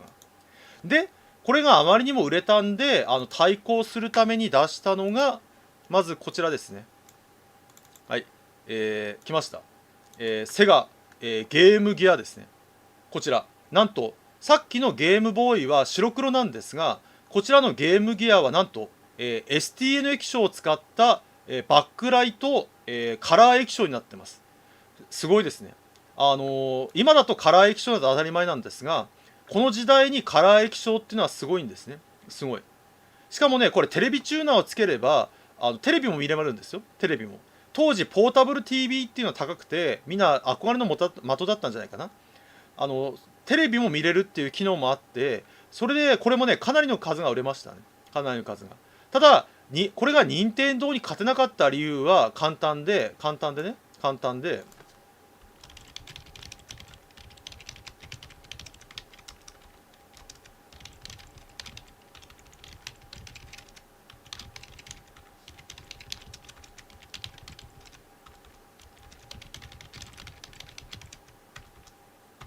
こちらですね。ちらですね。こちらビネガー。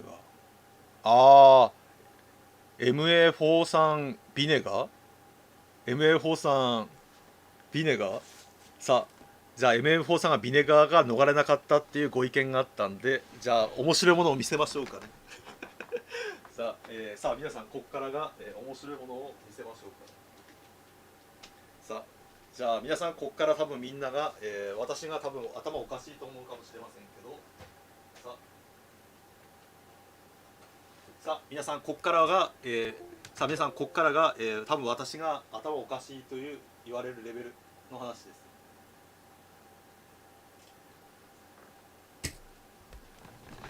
さあ私がなんだっけ、ソンジャソコラのゲームちょっと知ってる人と違うっていうのはね、さあ皆さん、こっからが多分多分初見さんとかは多分この人頭おかしいよって思うかもしれませんけど、さあね、ガチオタの力を思い知れですね。ちょっとお待ちくださいね。さあ皆さんね、ゲームになんだっけ、1億円以上つぎ込んだ男の、末路をご覧にいたせます。ちょっとお待ちくださいね。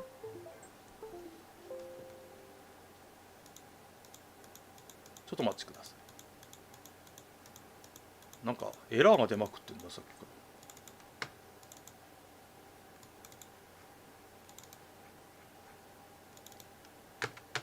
ら。はいはいはい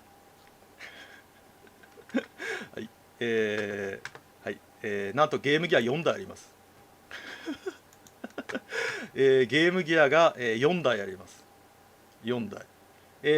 説明するとこちらは壊れてるゲームギアです。箱説明書付きで壊れてるゲームギアで、これはコンデンサーだけ交換したゲームギアで、こっちはなんだっけ、 IPS 液晶に交換したゲームギアで、こっちはなんと最新型の IPS 液晶に交換したゲームギアになってます。最新型の液晶に交換したゲームギアになってます。最新型だから、もちろんコンデンサーの交換終わってますよ。コンデンサーの交換が終わってます。でこちらは最新型の液晶に交換した結果、なんと今見ても異常なぐらいの綺麗さになってます。まあみんな見たいんですよね。ご覧になりますか。じゃあちょっとお待ちくださいね。ちょっとお待ちください。どのぐらい綺麗なんですかって多分皆さん疑問だと思うんで、ちょっとお待ちください。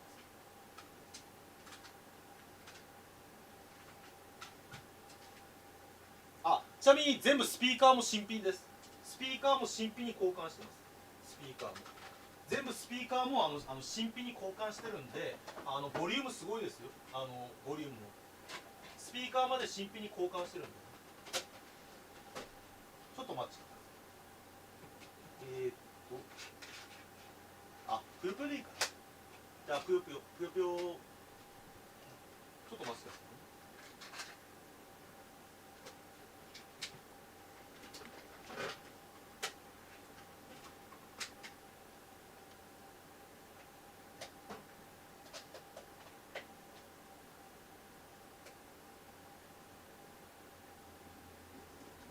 ちょっとお待ちくださいね。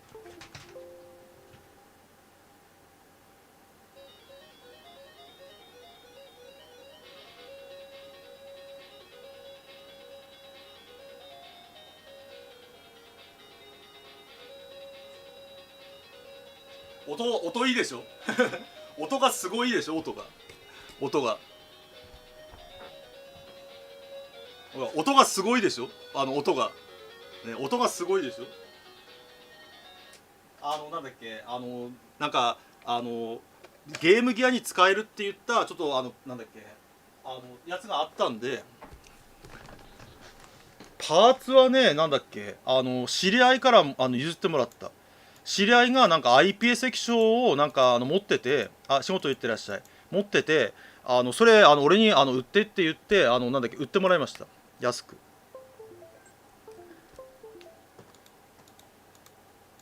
わかんない、知り合いはね、海外から買ったって言ってたね。海外からなんか大量に買ったって言ってたね、知り合いは。海外から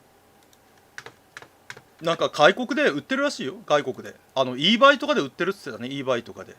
eBay とかで売ってるらしいですよ。でそこから買って大量に買ってなんだっけ改造してるって言ってましたね。でそこから私も譲ってもらって改造したのかな。さあこんな感じです。皆さん見てください。皆さん見てください。多分当時の状況を知ってる人だとゲーム機はこんなに綺麗じゃないんだけどっていう感じですね。皆さん見てください。はい、ちゃんとほら実機ですよ。実機はめ込みじゃありませんよ。はめ込みでは最新型のIPS 液晶だとゲームギアがこんだけ綺麗になります。このぐらいすごいですよね。私もこれ改造して終わった時に画面見た時にいや俺の知ってるゲームギアじゃないってなりましたね。ここまで最新の液晶だと綺麗に表示されます。すごいですね。なんだっけとてもね30年前の携帯ゲーム機の液晶とは思えないぐらい綺麗になります。ここまですごいですね本当に。ねえここまで液晶を変えるだけで綺麗になるんですよね本当に。ちなみにあのちょっとねネタバレになるんですけど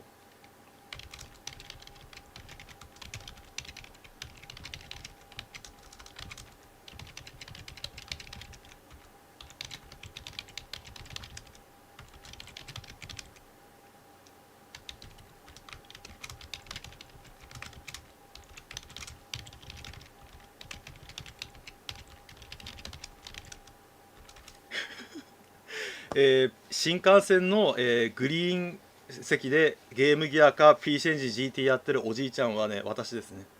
以前40代後半の人にねすいませんそれまさかゲームギアですか?」って言われてねそうそうって見せたら「えなんでこんな映像綺麗なんですか?」って言ったら「液晶変えたんだよ」っつってねどうやったんですか?」って「自分でやったんだよ」って言ったらね驚いてましたね本当にね。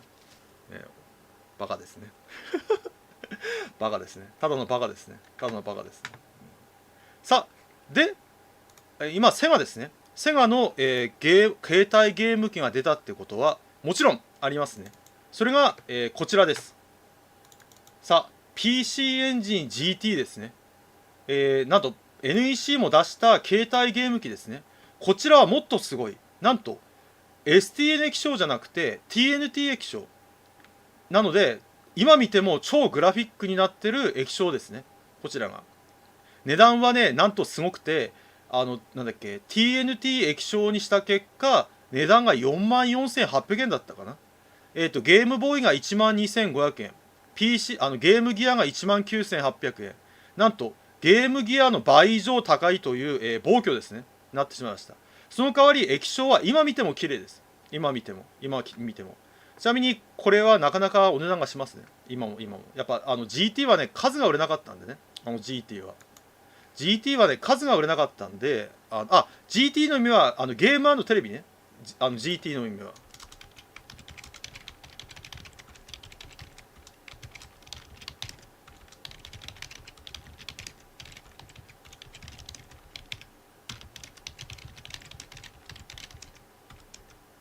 これがすごいですね。ビデオ入力もできるんでモニターとして使えるんですよ。モニターとしてでで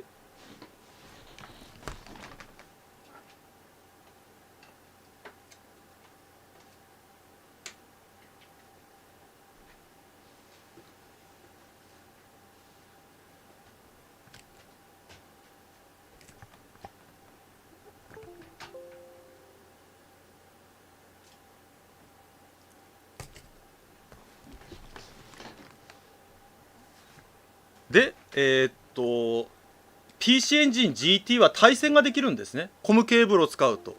でコムケーブルを使うと対戦ができるんで対戦やりたくてもなんだっけ GT 持ってないって人が圧倒的に多いんで GT を持ってないって人が圧倒的に多いんでは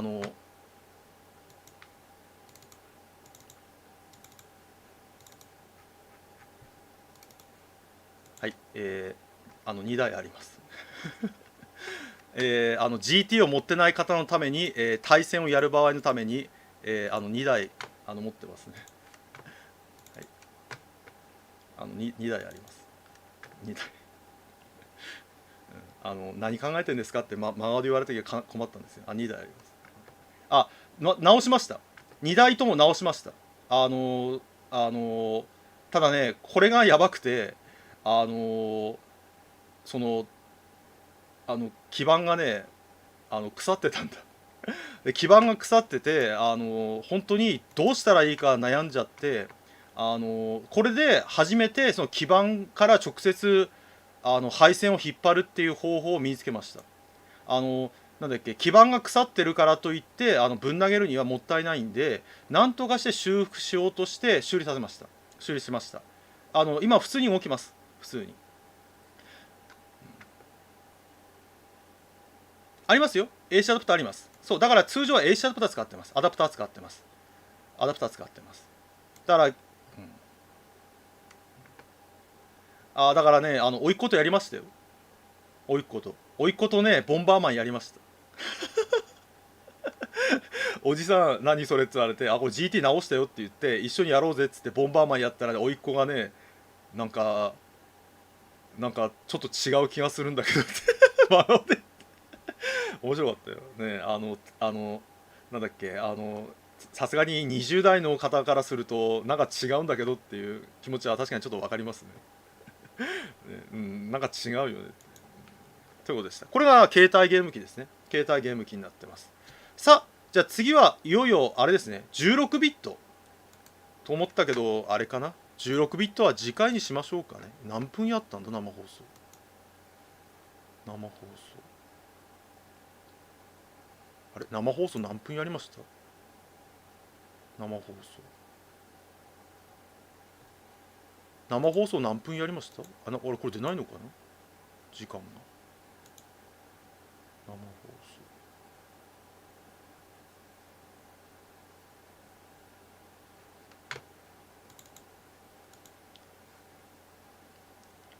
一回休憩取りますか？休憩。休憩。一回休憩しましょうか？休憩。なんだっけ。でもどうすっかな。まだまだあるんだよ。まだまだハードがあるんで、休憩するべきか。それとも、あれ、何分生放送ってやりました？何分？なんでこれ時間が書いてないんだろう。時間がね、書いてないんだね。108分前。1時間40分やったのか。1時間40分。じゃあ一旦休憩しましょうか。一旦休憩。40分から再開しましょう。10時40分。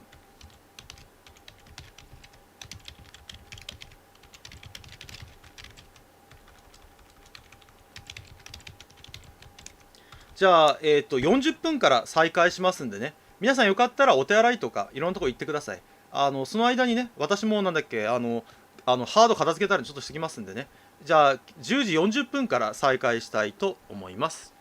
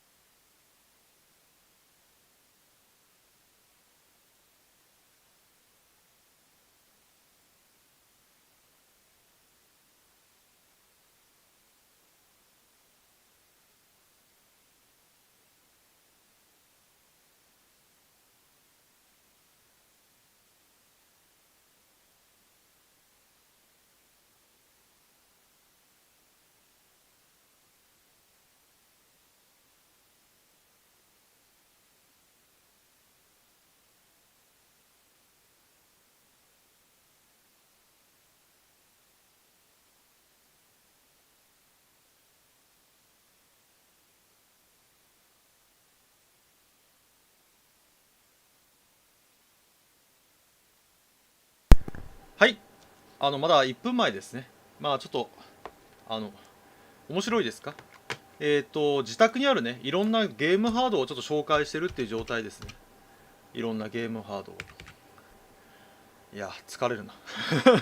行ったり来たり行ったり来たりするんでね、ちょっと疲れましたね。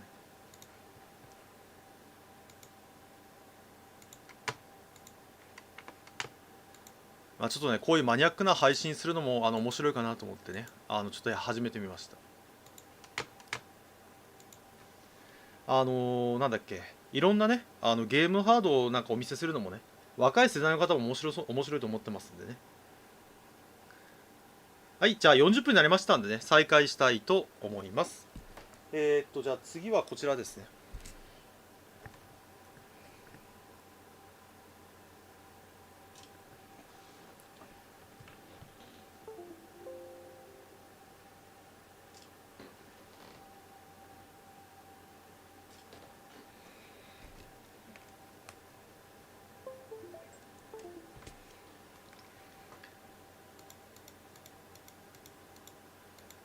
なんかエラーが出まくってんだよね。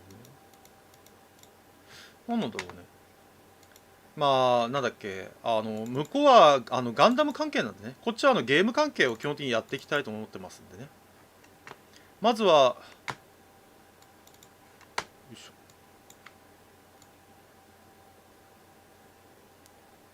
しかしあれだよね、このなんだっけ、レトロゲームの液晶交換できるっていうのはいいですね、本当に。歴史ゲーはい、こんにちはです。まず一つ目来ましたね。これが夢の16ビットマシーンですね。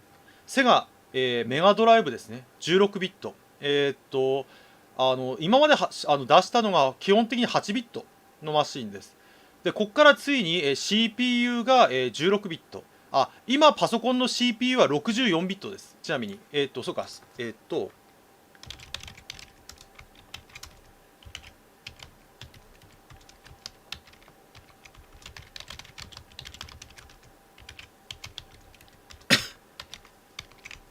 こんな感じですね。はい、こんにちはです。だからこちらでやっと16ビットになった感じですね。でちなみになんでこれ16ビットなんですかっていうのは、実は使われてる CPU が MC68000 なんですね。MC68000。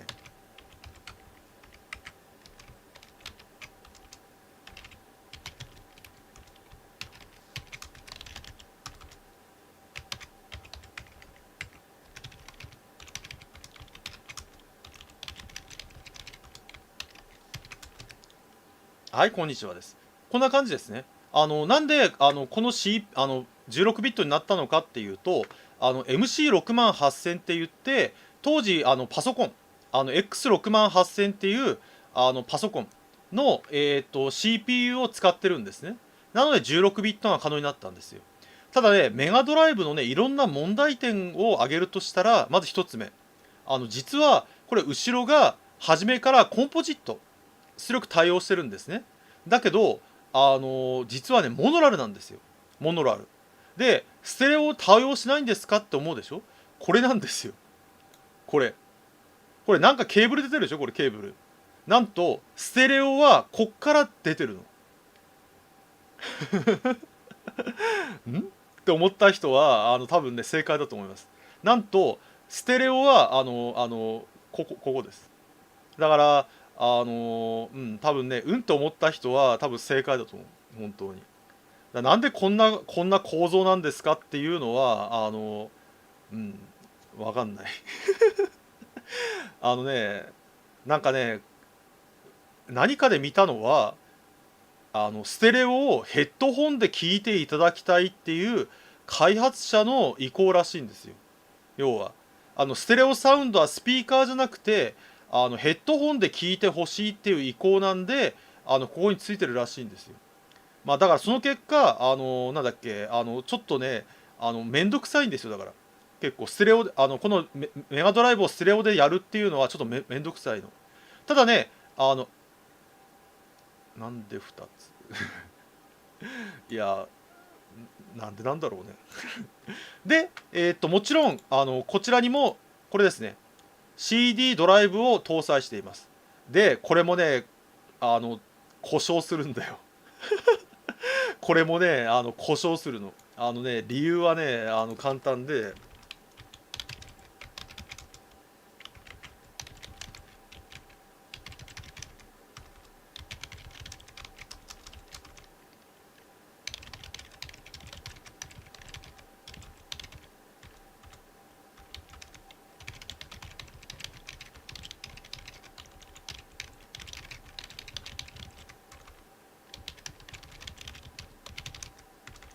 えーっとなんでメガ CD って故障してるんですかっていうと、上に乗せちゃってるでしょ。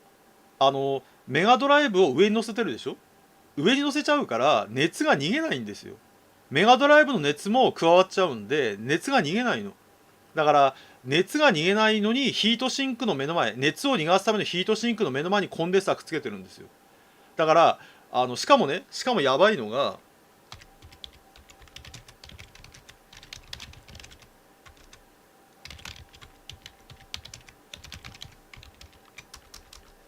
これしかもね85度対応のコンデンサーなんですよ。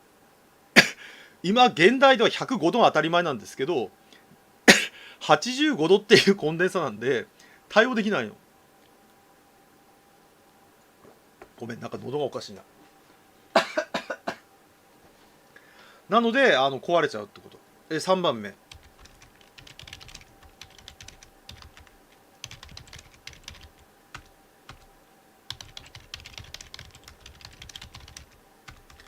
で無駄に取り出しがこれ全部オートなの。ごめんなさい。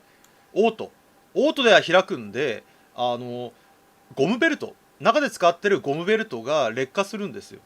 なのでごめん、なんかおかしいなので劣化するって感じなのかな。だからほとんど故障です、今あるやつは。なんかおかしいな、喉が。ちょっとごめん、トローチ飲んでいいですか。ちょっとトローチ、なんか喉がね多分喋りすぎたのかな。なんか喉がおかしいんでごめん、トローチ飲みながら舐めながらちょっと生放送しますね。申し訳ない。なんかあれかな、喋りすぎたのかな。1週間ずっと喋ってるんでちょっとごめんなさい。トローチをちょっと舐めながら生放送になります。いや、あんま考えてなかったんじゃないかな。30年後も使うって想像してないからね。でこのメガドライブとメガ CD 高いんですよ結局は。21,000円。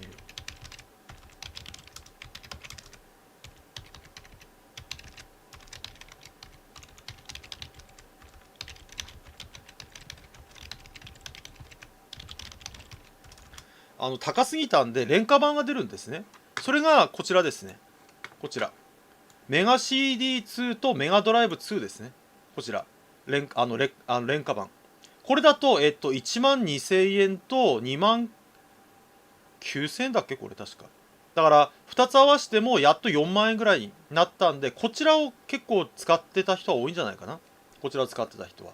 こちらは初めからステレオです。ステレオ、後ろがステレオ対応してるんでステレオサウンドで使えるっていう状態になってます。ただね実はこのメガドライブってすごい謎があってね、メガドライブがよくネタにされる理由って何なんですかっていうと、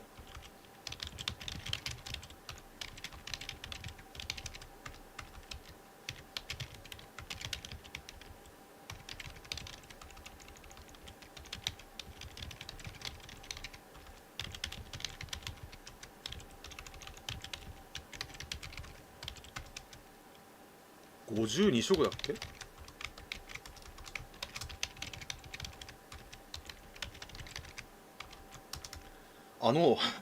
なんでメガドライブってネタにされるんですかっていうと、16ビットの次世代機なのに発色数がね確かね520、512色中52色しか使えないの。あのあのんって思った人は多分正解なんだよ。 PC エンジンは400、スーパーファミコンやばいんだよ。なんだっけ、スーパーファミコンはなんだっけ、なんだっけ、数万だっけ。だから色が少なすぎるの、メガドライブは。だからなんかいろいろ言われちゃうんですよね、結局は。あとは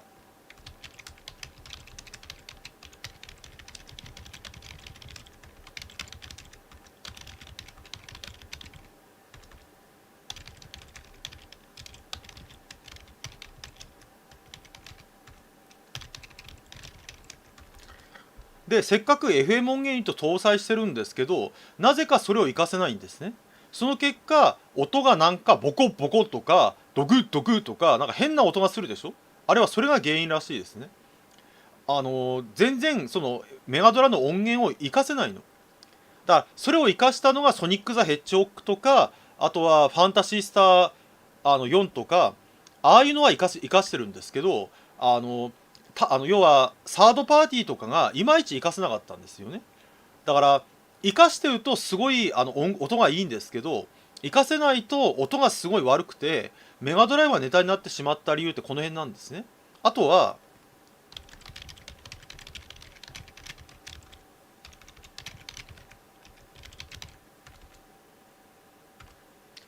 あの同じ16ビットのファミコンがなんだっけ、30色ぐらいじゃなかった、ファミコンが30とか20とかそのぐらいだったかな、確か。あの拡大縮小機能がないんですよ。で、なんでメガドラってこんなに色が少ないんですかっていうのは、多分ね、私の予想なんですけど、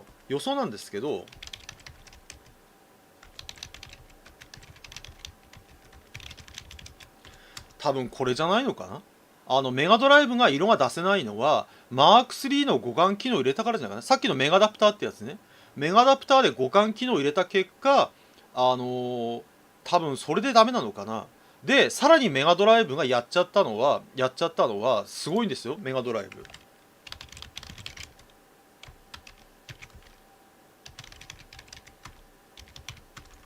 ちょっと待ってください。なんか鼻水が。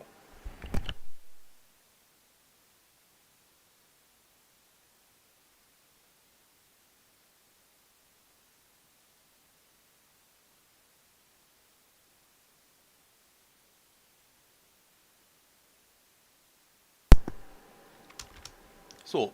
これ、なんとメガドライブってメガ CD に搭載すると CPU が驚異の3つになるの。3つ。MC68000 と Z80 をメガドライバー搭載していて、さらにメガ CD にも68000搭載してるの。あの、すごいんだよ。トリプル CPU になるの。トリプル CPU に。だから、実はね、これはね、セガの悪い癖で、セガサターンもそうなんですよ。セガサターン。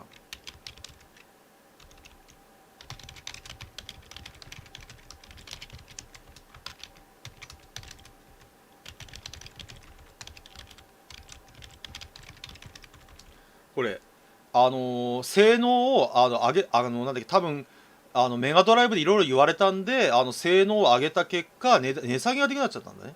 値段が下げられないってこと。コストが高すぎて。まあ、これが、いろいろ問題になったっていう点なのかな、結局は。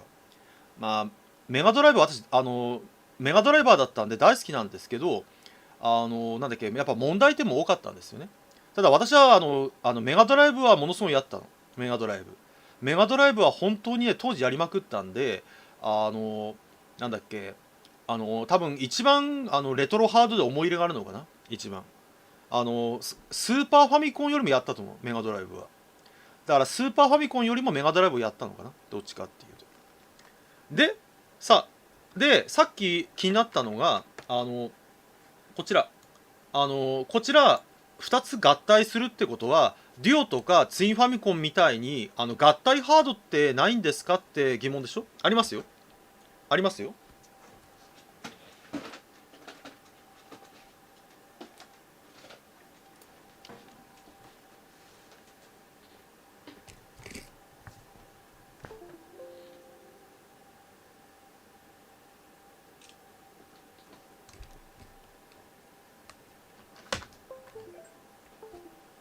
ちょっとお待ちくださいね。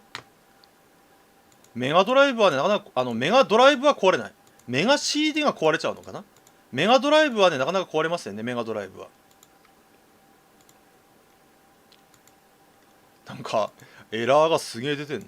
なんだこれ。ごめんね、ちょっとなんか今エラー消してます。なんかね、やけにエラーが出てるよね。なんなんだこのエラー。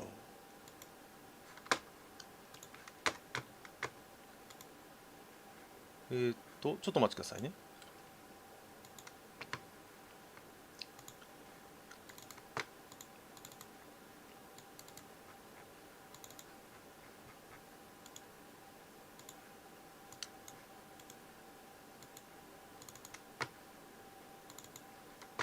こちらですね。はい、ビクターさんが、今だとケンウッドさんと合併してる会社かな。ビクターさんが発売したのが、このワンダーメガですね。ワンダーメガ。あの、メガドライブのカセットの機能と CD の機能を合わせ持った、なんだっけ、合体ハードですね。これはワンダーメガ2になります。はい、お疲れ様でした。これすごいのが、横にマイク搭載とかヘッドホン端子もついていて、さらに見てください。コントローラーがリモコンなんですね。コントローラーが。コントローラーリモコンで、しかも6ボタン対応になってます、これ。なかなかこれ、これもね、私がね、なんだっけ、当時働いてる時に、買ったハードなんで、すごい思い入れのあるハードですね、これも。しかもね、これすごいのが、初めから S 端子使えるんですよ。S 端子。あの、簡単に言うと、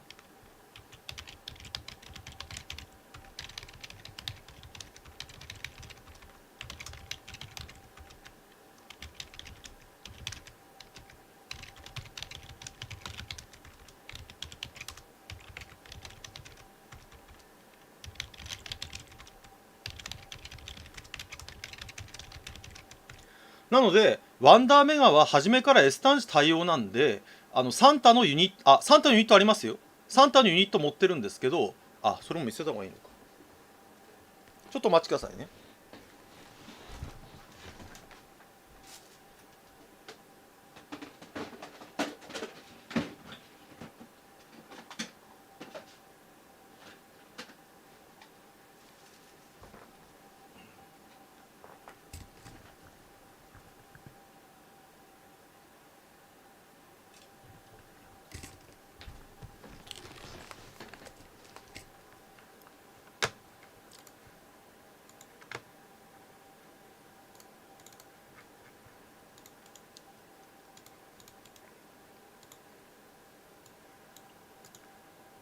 こちらですね。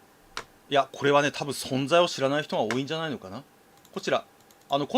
サンタのこのユニットをつけることによって、メガドライブは、S 端子、S 端子に対応できるんですよ。S 端子に。なので、これがないと、メガドライブは、できないの。あ、これちなみに今、超レアなんで、なんだっけ、特にこっちはメガドラ2対応は超レアなんで、なかなか見つかりませんよ、今。見つからない。なんだっけ、私が箱説明書付きで持ってるんですけど、ほとんど、多分、ネットオークションとかにも出回らないはずですよ。あの、以前聞かれたことがあってね、手段持ってますかって持ってるよって言ったら、嘘ですよねって話になってたぐらい、超レアなやつです、これ。あんまないやつですね、市場に出回ってないやつ。だからこれがないとできなかったんですけど、ワンダーメガは、それがなくてもできるってこと。だから、なんだっけ、すごい素晴らしいとこですね。ただ、今ね、ただ今は、そうただね、ただ今はすごい有志がいて、東北ですごい方がいて、なんと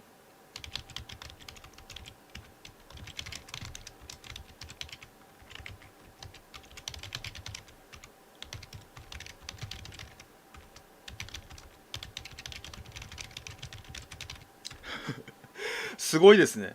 ものすごいですね。なんと今メガドライブ用の高グラフィック用の RGB21 ケーブルを自作してる人がいるんですよ。アマゾンとかで売ってますよ。すごいですよね。この人すごくて、メガドラ以外も作ってるんですよ。メガドライブとかメガドライブ2とか、なんだっけ、ネオジオとか、いっぱい作ってるの。自作ですよ。なんだっけ、あの、その、なんだっけ、中国製とかじゃなくて、日本人の方が日本で作ってるの。なんだっけ、4、5千円で買えるんですよ。だから儲けあんのかどうか、なんか怪しいですけどね。全部手作りで作ってるんだったら、ほとんど趣味で作ってるのがね、趣味で。あの、すごいですね。これつなぐとメガドライブがなんだっけ、高グラフィック、本当のメガドライブの高グラフィックになってますね。私が今回このチャンネルでテスト放送したメガドライブは全部そのケーブル使ってます。そのケーブルを。だから私のメガドライブのソフトってみんな超グラフィックが高いのはそれが理由なんですね。だからそれまではなんだっけ、このワンダーメガはずっと使ってたんですけど、今はメガドライブの使ってますね。これちなみに修理終わってます。コンデンサーがダメになったんで全部分解して交換が終わったんでまた使えますね。使えます。でさっきからちょっと会話に出ているやつもありますよ。こちらですね。ちょっとお待ちください。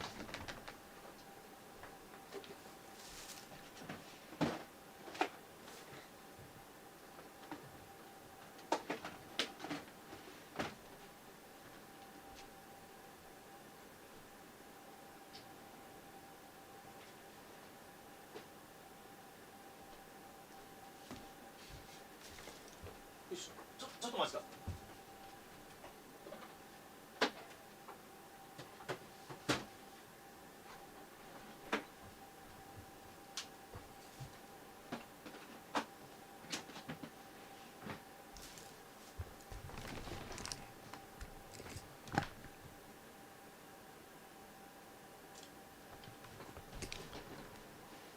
さあ、当時の、子供たち、そして中高生、皆さんが、欲しくてたまらなかった、伝説のハードですね。みんな当時超話題になって、みんながね欲しがった、夢のハードがこちらですね。はい、100メガショークネオジオですね。来ましたね。これが、伝説の、ハードですね。なんだっけ、何がすごいのかっていうと、なんと当時の、アーケードゲームをそのまま家庭でできるっていうとんでもないハードですね。とんでもない。当時なんだっけ、ネオジオっていうアーケードゲームがあったんですけど、それを家庭でできます。ご家庭で。16ビットですね。CPU は。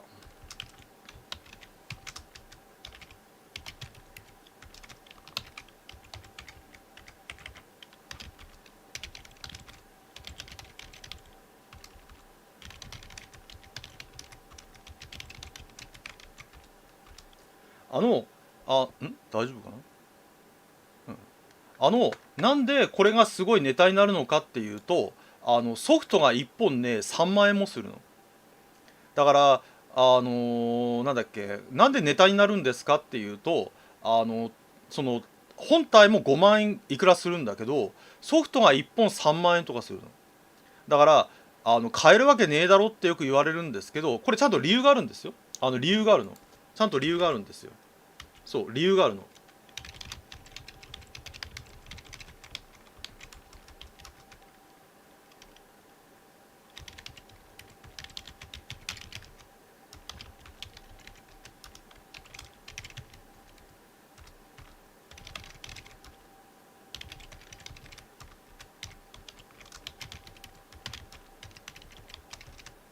わかりやすいですね。当時ファミコンのメタルスレーダーグローリーとか8メガビットで8000円ぐらいだったの。でネオジオはなんと驚異の100メガビットなの。だからファミコンの100倍10倍以上の容量だったの。だからそのせいでソフトの値段が上がっちゃってるんですね。さっきスーパーファミコンの値段ソフトが1万3000円とかしたって言ったでしょ。そういうこと。だからアーケードゲームなんで大容量なの。でもなんで当時これが異常に人気で売れたのかっていうと、あのアーケードゲームなの。当時は劣化賞だから。当時は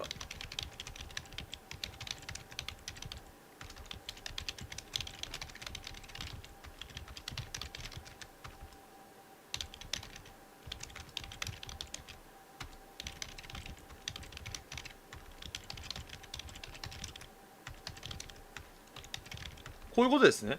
だからネオジオはなんで当時みんな、欲しがってたのかっていうと、アーケードゲームって当時は移植が難しかったの。どうしても。でもネオジオは当時アーケードにあったゲームをそのままできるの。そのまま。劣化とか何もないの。一切何の劣化もなしに、そのままの状態でできるの。だから、アーケード基盤を買ってるようなもんなんだね。アーケード筐体とアーケードの基盤を買ってる状態なんで、むしろ、なんだっけ、本体とソフトで8万円でできるっていうのは破格の安だったんだ。当時基盤とかって20万とか30万したんですよ。20万とか30万とか。筐体込みだと50万とかしたんで、8万円で買えるっていうのは異常な安さだったんだ。だから、なんだっけ、大人とか高校生とかになると、みんな欲しがって買ったの。いや、安い安い。筐体がはるかに安い。はるかに安い。しかもあれじゃん、3万円で新しいソフトが買えるから異常に安かったんだ。だからみんな、買ったの。社会人とかが。だからもちろんこれ家に1個あれば、自宅でアーケードゲームができるのと一緒なんで、だからよくほら、言われたのが、自宅で練習してゲームセンターで腕を広める。今だとネット対戦なんですけど、当時ネットの対戦とかできなかったんで、自宅でネオジオを買って格闘ゲームを練習して、なんだっけ、そのゲームセンターで腕を広めるっていうのが有名だったんですよね。有名だったの。だからまさに夢のハードなんですね。夢のハード。私もこれ自宅に置いた時に来ましたよ。当時の中学生とか甥っ子とかいっぱい来ましたよ、友達連れて。おじさんの家にネオジオがあるんだよって言って、嘘だって言ってみんな連れてきて、みんなでゲームやってましたよ。そのぐらい素晴らしいハードですからね。あ、少し気になるのは、これ実はね、これ、メガドライブに近いんですよ。なんでかっていうと、これもなぜか後ろがモノラルなの。モノラル。で、ステレオはって思うでしょ。ステレオ前なんだよ。ステレオ。だから、ステレオ端子が前についてるの。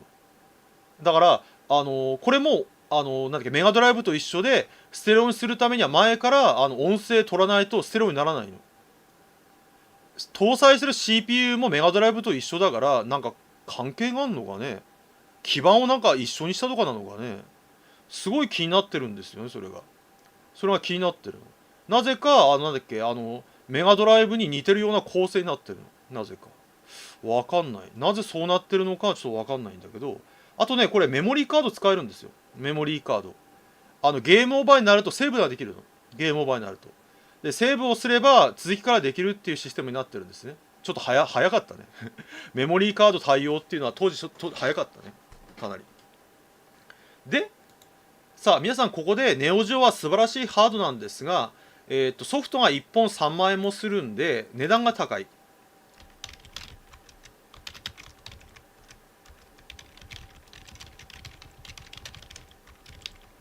さあ、で、ここでネオジオが高すぎるんで、CD 化してコストダウンしました。それがこちらですね。ちょっとお待ちください。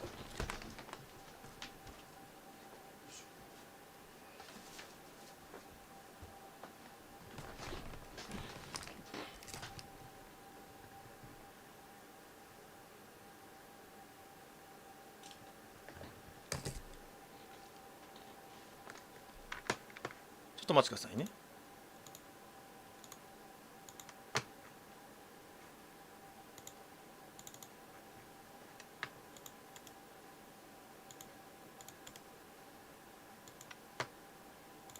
はい。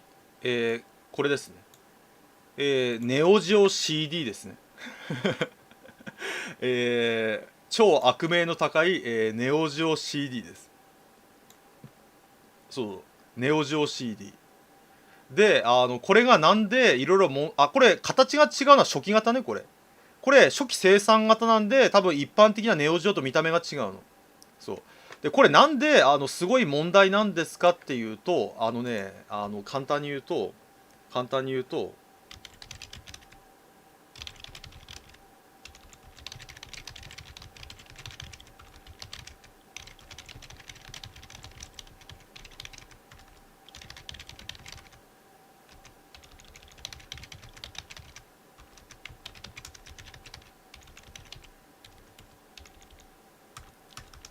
あの簡単に言うと、さっきアーケードカードで紹介しましたよね。アーケードカード。なのにこのネオジオ CD っていうのは大容量なのに等倍速なの。だから1回しかも等倍で、しかもねラムが少ないの。ラムが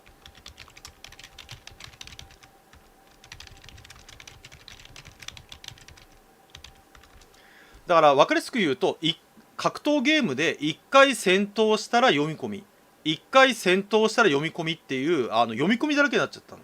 そうだからこれで悪名が高くなっちゃったの。だからなんだっけ、PC エンジンみたいになんだっけ、あの格闘ゲームじゃなくて RPG とかアクションゲームだったらまだいいんだけど、格闘ゲームで毎回毎回読み出しになっちゃったの。でもご安心ください。ちなみにね、これも修理分解したんだけど、中身がねメガ CD なんだよ。これ中身分解したの。そしたらなんだっけ、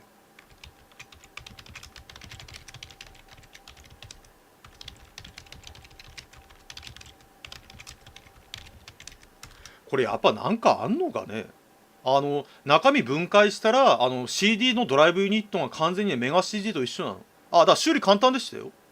メガ CD。だって CD ドライブがメガ CD と一緒なんで、予備のゴンベルトとか持ってたんで、簡単に修理できたんだよ。だから簡単に。だからこれあれなのかね、さっきのネオジオのハードもメガドライブに似てたし、ネオジオ CD もメガドライブに似てるんで、なんかあれなのかね、なんかそういうなんかセガと何かの取引があったのかね、取引か何か。それがちょっと気になって、当時のなんか多分人に聞かないと分かんないと思うんだけどね。ドライブはね完全にメガ CD だよ。メガ CD1 の方ね、完全に。何か多分理由があると思うんだけどね、理由が。もしかしたらピックアップドライブだCD ドライブだけは使わせてもらったとかね。そうするとそのコストダウンもなりますからね。でその問題を解決するために生まれたのがこちらですね。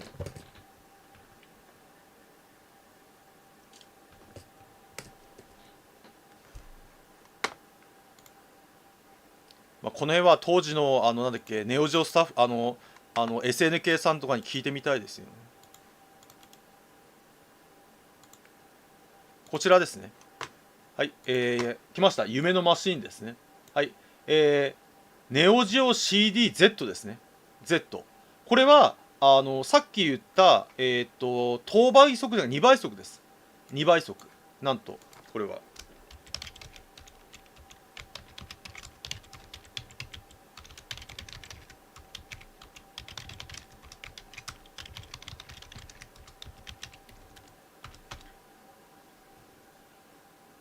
そうだね。多分それが原因だと思う。なんとこれは2倍速プラス大容量ラムになったんで、さっき言ってたなんだっけ、格闘ゲームとかの読み込みがすごい速くなりました。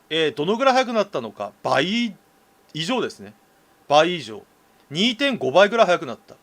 だからやっとこれで普通に格闘ゲームができるようになったの。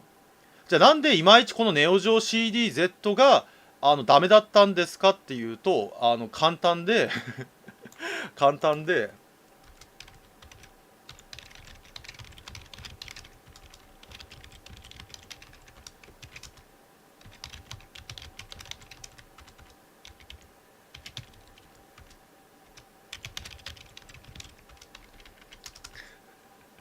分かりやすいですね。なんでこのネオジオ CD-Z はそんなにじゃあいいのに出回らなかったんですかっていうと、もうすでにセガサターンとプレイステーションっていう32ビット機の次世代機がもう出てから2年23年経ってるんで、ほとんど市場に32ビット機が出回ってるんで、結果これは実は早々となくなるんですよ。こっちは生き残るの。こっちは2003年ぐらいまで生き残るんですけど、こっちは2000年ぐらいに消えるのかな、確か。2000年ぐらいに。なので、まあ、そうだね。ちょっとその辺がやっぱきつかったのかな。だからほら、SNK さんは、セガサターンとかに出したでしょ、ね、プレイステーションとかに。あの、キングオブファイターズとか。だからみんなはそっち行っちゃったってことね、結局は。CD-Z の性能は良かったんだけど、もうみんなセガサターンとかプレイステーション持ってるんで、みんなそっちに行っちゃったの。みんなそっちに。だからそのせいでこの CDZ は性能が良かったんだけど売れなかったってこと。あ、ちなみになんだっけ、ちなみに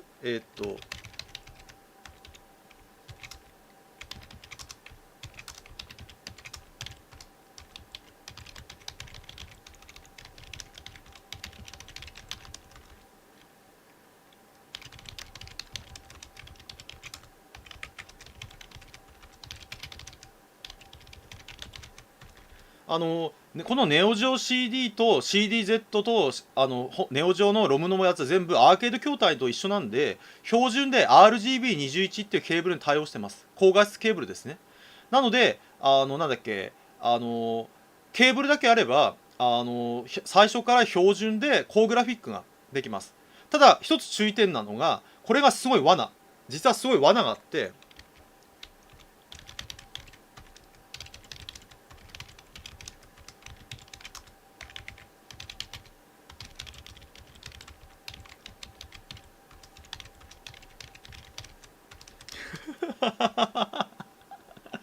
ね、これはさすがに当時も笑っちゃったんだけど、メーカー純正の RGB21 ケーブルがあるんですけど、なぜかモノラルなんですね。シーズン知らない人が多いですよね。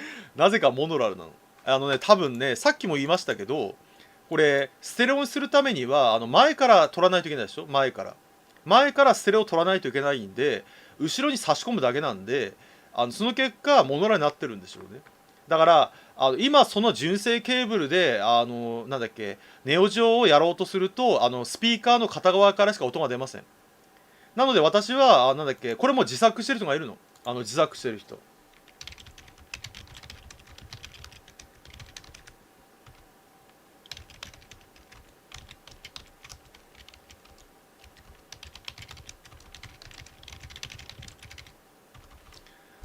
買いました。買いました。だからステレオ対応のネオジオ RGB ケーブルを作ってる人がいるんで買いました。だからステレオ化してます。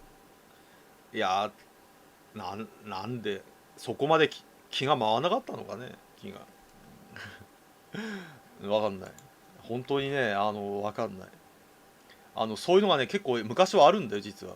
昔はね、そういうのがいっぱいあるの、実は。昔は。純正の RGB ケーブル買ったら不良品とかあるんですよ。純正の。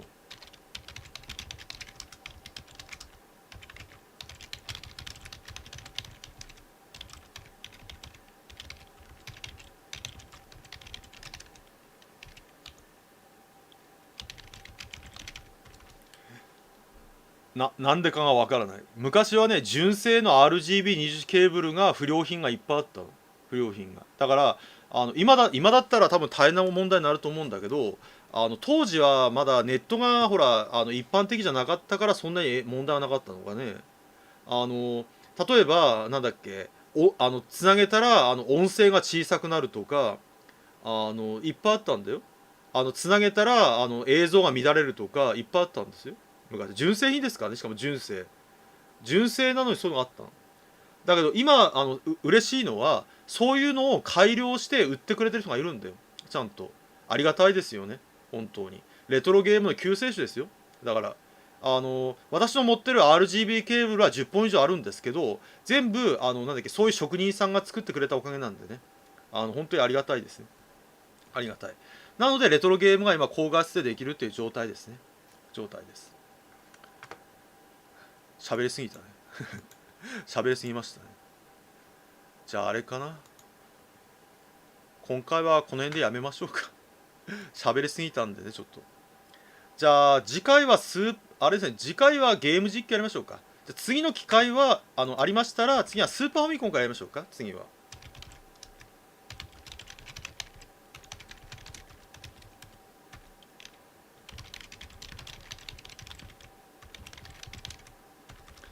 もう2時間経ってるんですね。だから次回はゲーム実況かスーパーファミコン以降のやつが紹介しますんでね、今回はこれで終わりましょうか。今回はよかったら、皆さんね、次回も見に来てください。明日何もなければ明日やると思います。明日何もなければね。明日何もなければ。そうだね。いや、というか、ちょっと出かけなくちゃいけないんだ。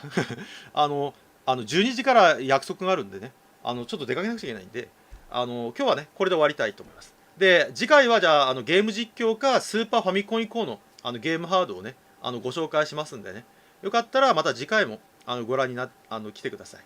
よろしくお願いいたします。では、今回はね、これで終わりたいと思います。長々とね、お付き合いありがとうございました。という方は生配信の高評価、今見ていただいている生配信の高評価、よかったらいいねですね。よかったらよろしくお願いいたします。では、今回はこれで終わりたいと思います。お疲れ様でした。はい、皆さんお疲れ様でした。お疲れ様でした。